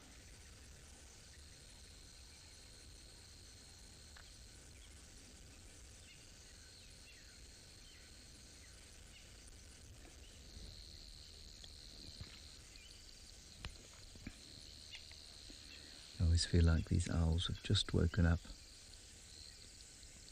just kind of contemplating what's going to happen during the night. And it's almost like everything is at peace before the inevitable conflicts of nature must recommence as night falls. Now, many of you will be aware that we have been calling for people to sign a petition that will make DSTV, or MultiChoice, which is the company that hosts DSTV or owns DSTV, keep us on screen. And that petition is still running, and I think it would be nice if people could keep signing it. Anybody who hasn't signed it, if you're in South Africa, it's lovely to have your support if you're not in South Africa, but if you don't, you need to really be a South African to sign it. So if you are a South African and you haven't signed our petition, please do so, or actually anywhere in Africa. And we'll tweet the link. Please do not donate to the petition under the mistaken impression that that money will come to us. It won't. So don't worry about donating. Please just sign the petition. That would be great. We're still trying to resolve that situation.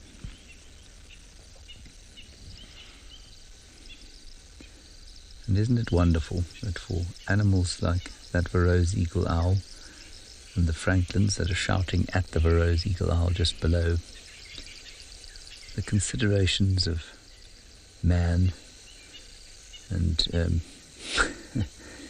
archaic media giants and lawyers and laws and emails and meetings just don't occur.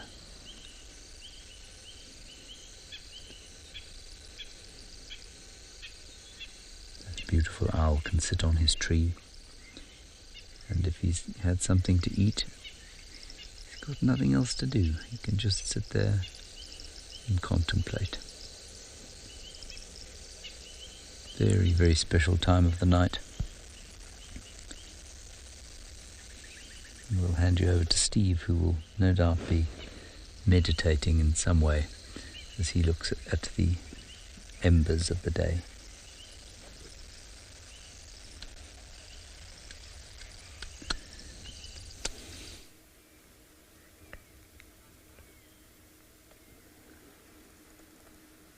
Welcome to the evening, beginning of the night.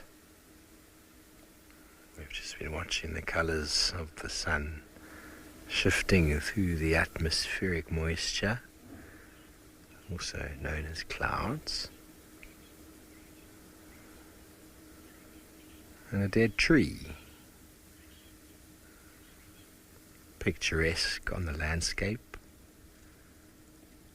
And the last orange glow of the sun on the horizon.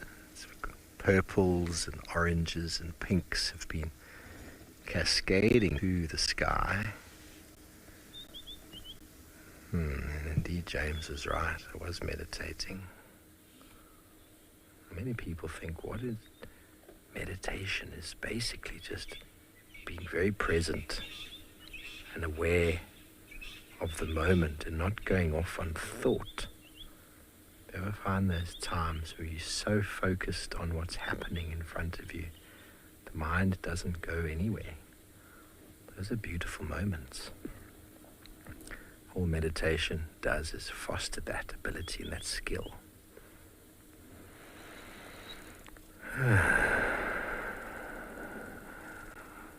Most meditations use the breath.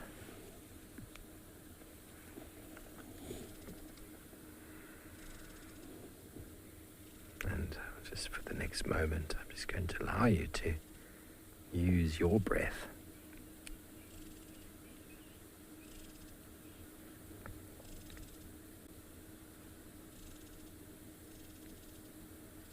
The new moon,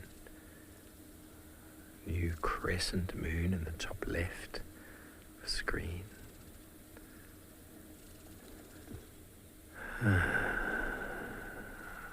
Stunning sunset, Steve D. And now I'm definitely going to be quiet for a few minutes.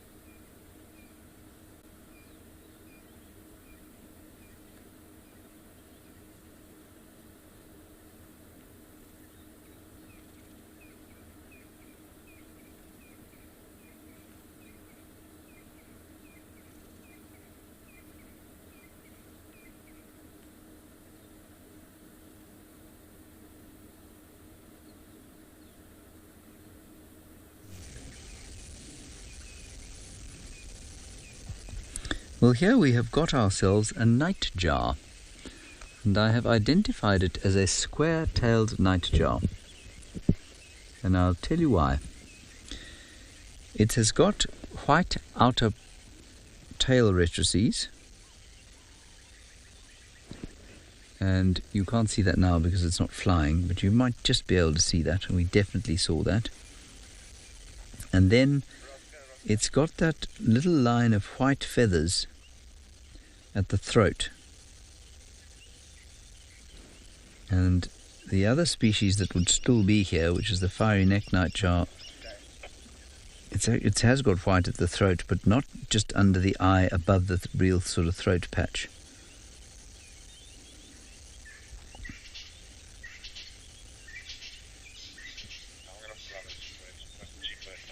And it does not have white outer tail rectrices.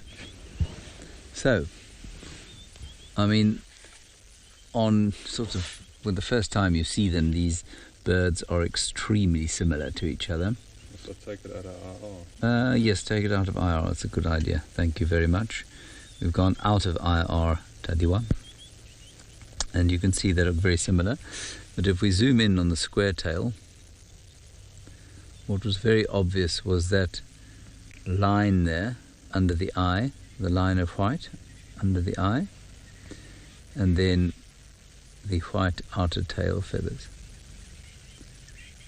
So a male square-tailed nightjar used to be called a Mozambican nightjar, and actually there are some of them that will migrate, but there are a number that clearly stay and hang around. Good. It's always nice to spend a bit of time with a nightjar like that because they are quite tricky to identify, one from t'other. And I think we did that quite effectively, don't you, Cameron? Did. I thought so. I thought you would. Yes, back into infrared. Here we go. We'll try another driving segment, shall we? It's all very well doing static segments when you can get out of the car, but now it's dark.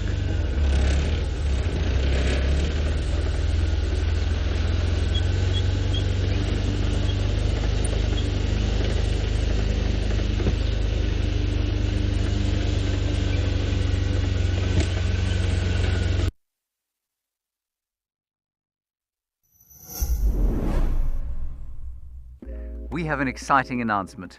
WildEarth is launching a YouTube membership program.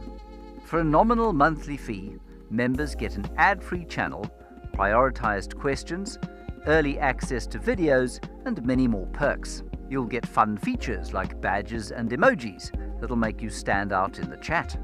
YouTube memberships will help us to continue with our mission of connecting people with nature while giving you access to lots of our amazing content.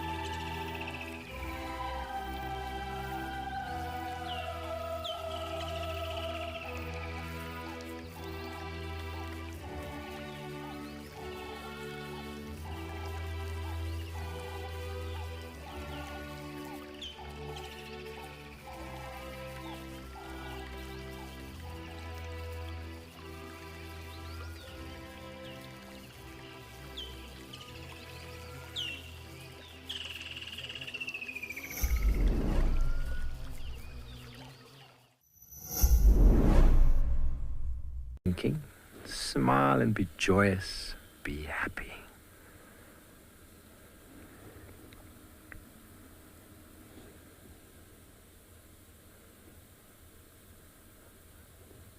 Everyone, while we're just smiling at ourselves and smiling at the crescent moon with the gorgeous colors of life just emanating from the west. Just checking in with all of you on this, the 10th of April, 2024. I hope you are happy and well. I hope you are all in a good place. I hope you can find the positivity in each moment. Carol K is so soothing. I'm glad it can be soothing. I am very soothed right now. Nature is such a healer. I'm so... You're good, BK. You're also soothed. Do you hear something? Hey? Yeah, my first question, but I was hearing noises that are coming from... What do you hear over there? I think it was a lion call and some pigeon shots. There's some lions calling in the distance. Sounds like in Torchwood. So I think everybody, it's so easy to take the negative out of a situation.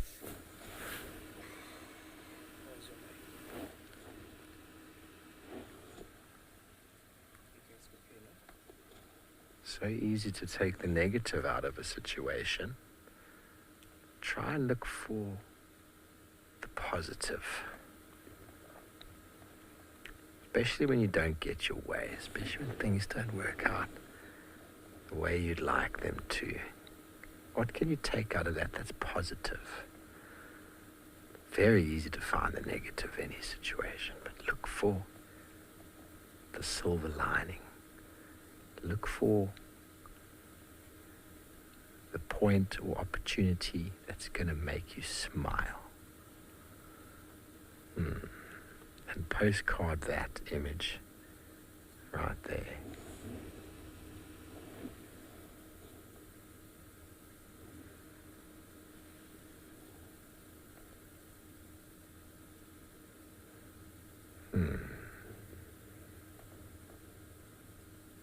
And breathe.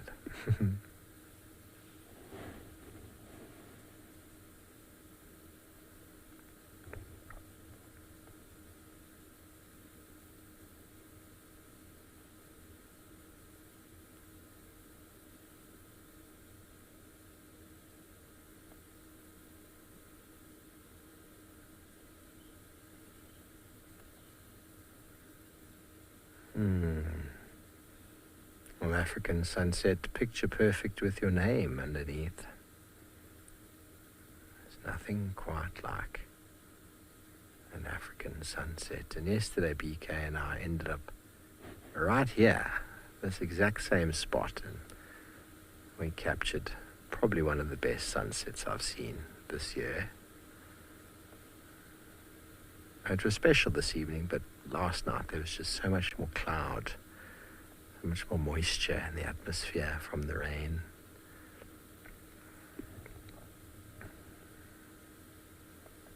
Don't worry, we did record it. You will be seeing it, I'm sure, at some point.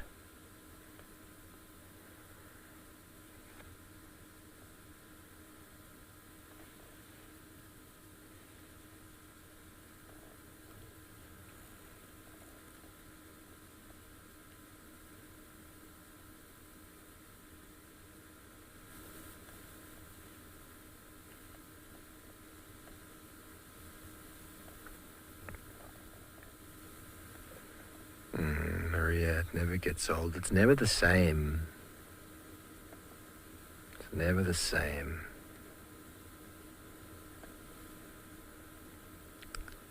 Nature is a true artist.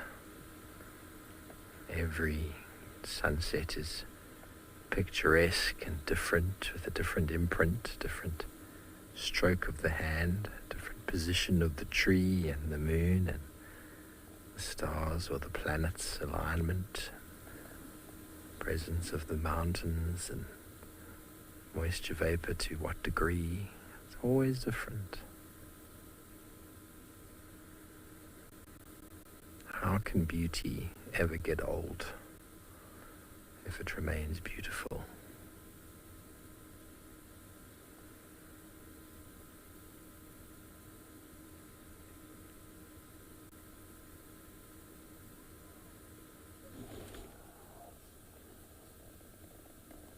Some upset elephants behind us towards Torchwood side.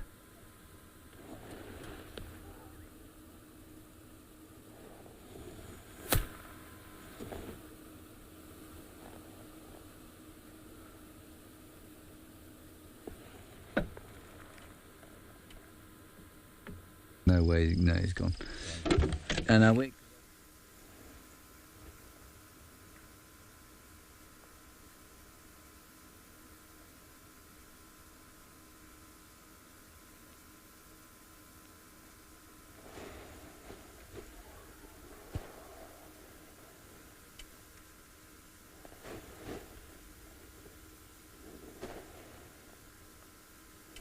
I think that is Venus above the moon at the moment. I'm not 100% sure. I haven't looked at my star chart the last couple of days. I'll have to double check.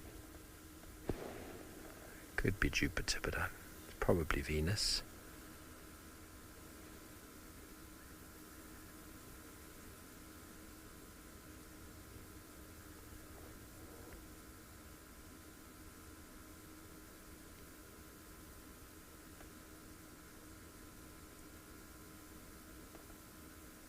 Okay, well, something's kicking off behind us.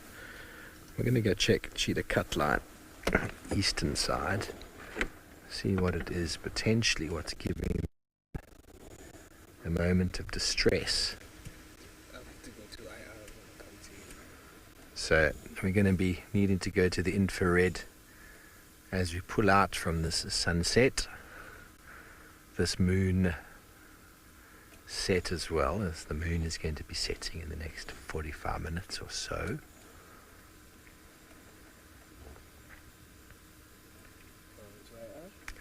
And the colors are going to fade from your screens in 3, 2, 1. Magical. What a transfer. Okay, everyone. Oh, definitely been parked here long enough. My immobilizer is on. And right off. Lights. Can I go that way, BK? I can't see. You've got your light in my eye. Are we still there, Taddy? I haven't heard from you in a while. I'm just checking. I haven't put everybody to sleep in this moment of sheer beauty.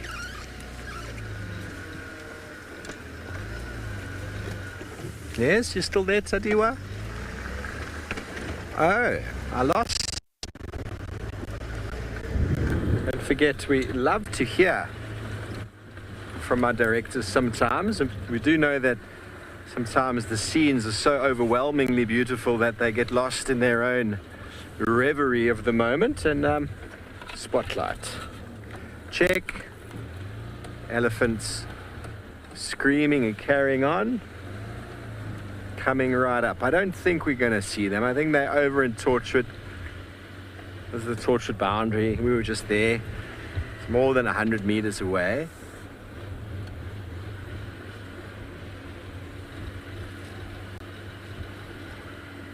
Eagle lover, no, nightjars.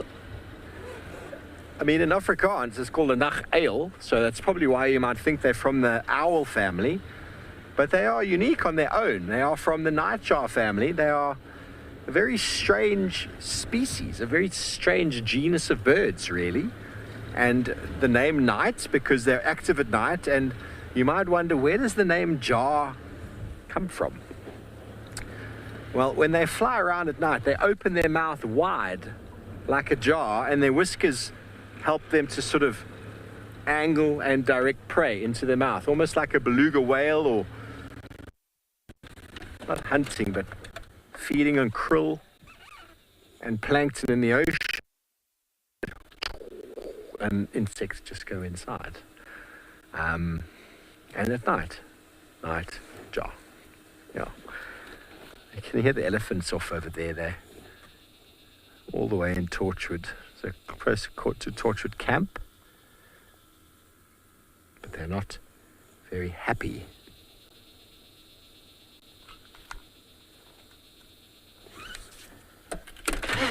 Okay, we shall continue on. See if we can find anything with our spotlight on the way back.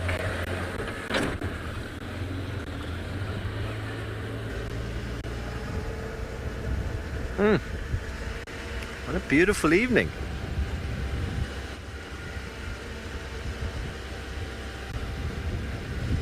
Grateful for these sunsets, these reset moments.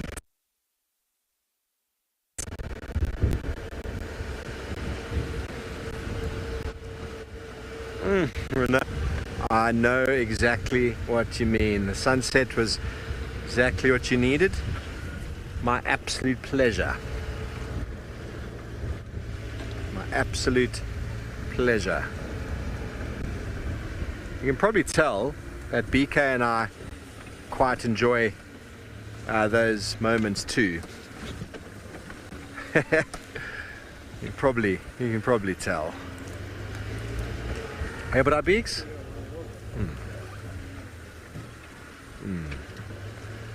It's nice to be able to sit in moments like that and just be quiet with close friends and family. I know I do impart some things, but sometimes there's really nothing to be said, you know. The nature speaks to us. I do a lot of facilitation on walks whereby, you know, out in the wilderness, we just sit over there. I'm not going to tell you anything, just let nature speak to you.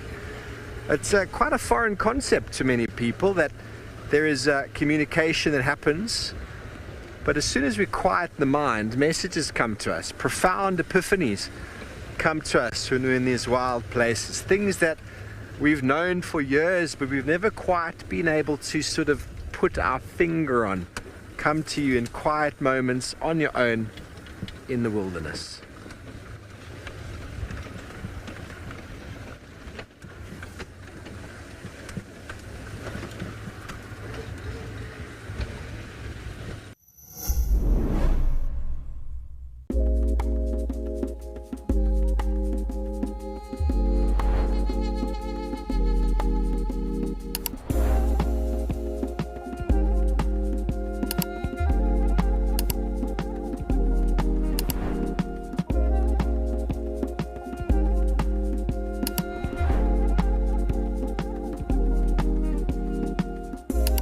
This is On Safari.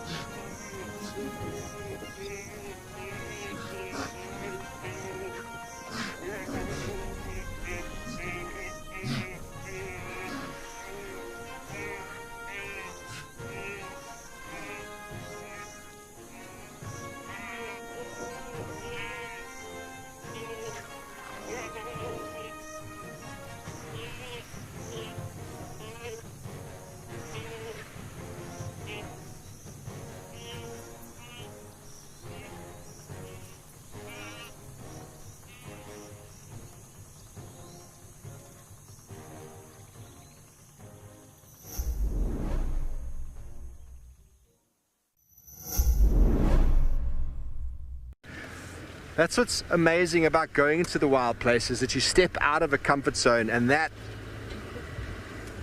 where the healing happens. If you ever find yourself maybe a little bit stuck in life, things aren't really moving forward for you, get out of your comfort zone a little bit, shake things up. I can guarantee you, everyone in the world who's had great growth and great epiphanies and great things happen to them, it's when they push that comfort zone barrier out of the safety net. That's where the challenges happen. Yes, it can be dramatic and it can be scary, but it will be profound. Sasha, indeed, nature speaks so loud without even talking. You just have to know how to listen. And she talks through so many ways, just through the trickling of the stream, through the crack of the lightning, through the little bird that comes to visit you and maybe pecks at some insects, or the bird's song. Such little things, the dung beetle rolling its ball. Life in nature just carries on in its own timeless way. Sometimes you spend time on these rivers, you know, in the Kruger, and you see the water that's been traveling, and it's been traveling that same path for eons, and you see on the cliff face there's this tree that's been clinging on there in this valley that's only been witnessed by a handful of people, and it continues to do its thing, not because it's being witnessed by a few people, just because that is its purpose, is to cling on and carry on with its existence there on that bend of a river that might not even have a name. Is the name important after all? It's not. So nature is healing, everybody. I speak from experience, And I now do facilitate a lot of that healing work in nature. Strip the ego bare. That's the best way to start. Comfort zones.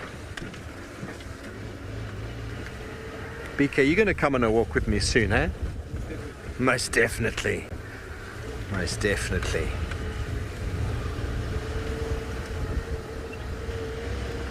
Okay, so one last little dip through the river. I smell the elephant dung. Where has a Tlalamba gone? Somewhere down the river here. We haven't really checked the southern section. I know James is sort of in the area, so we left it. We checked a bit more on the eastern side. Oh, bumpy, bumpy, bumpy.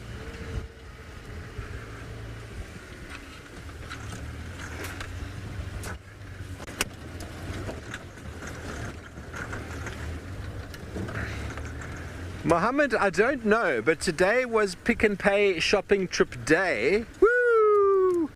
Which means we have lots of food, but I forget what is for dinner on Wednesday. Do you remember, BK? We forget, but it's going to be good. There's going to be veggies. There's going to be fresh veggies. I'm stoked, Mohammed. I'm absolutely stoked. Mpo doesn't forget what's for dinner, Taddy. As Taddy, the director, was telling me that in my ear, I already knew the answer. Mpo knows exactly what's for dinner every day. I forget.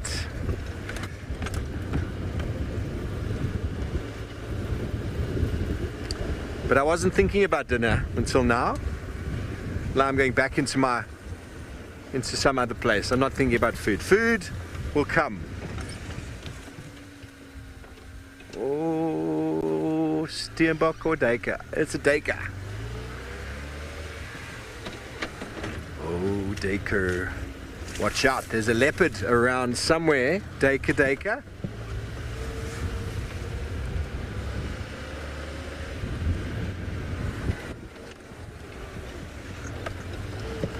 James had her this morning, followed her through this whole block, then lost her a little bit further south. So we figure she's probably going towards the Milwaukee. He seems to think, he confirmed, I think he did confirm this morning, that she's definitely suckling. So we had some discussions about it last week. I saw a wet patch on her belly, but I couldn't really confirm it.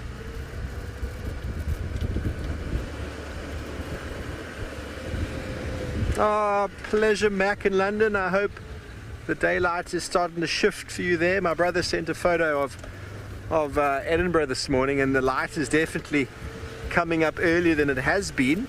The sort of shifts in the season are starting to happen for you guys there as well in the UK, in London. Obviously, Edinburgh's in the UK. I remember my time in London. It was challenging with the darkness. It really was. So I hope you enjoyed our little sunset there. We most certainly did.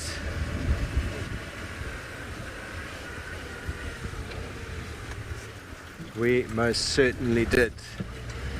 No elephants for us though, but you know, tomorrow's another day. James got an elephant. We had a hippo and a very relaxed and accommodating buffalo bull. Lions, we don't know where they got to. Tlalamba, who knows? We will be working the area tomorrow morning. But tomorrow morning, don't forget everybody, we'll be live and interactive as always from our two destinations if it's not raining in Amakhala. And we thank you for your engagement this afternoon, your questions and comments. Have a beautiful Wednesday. Until tomorrow morning, good night and goodbye.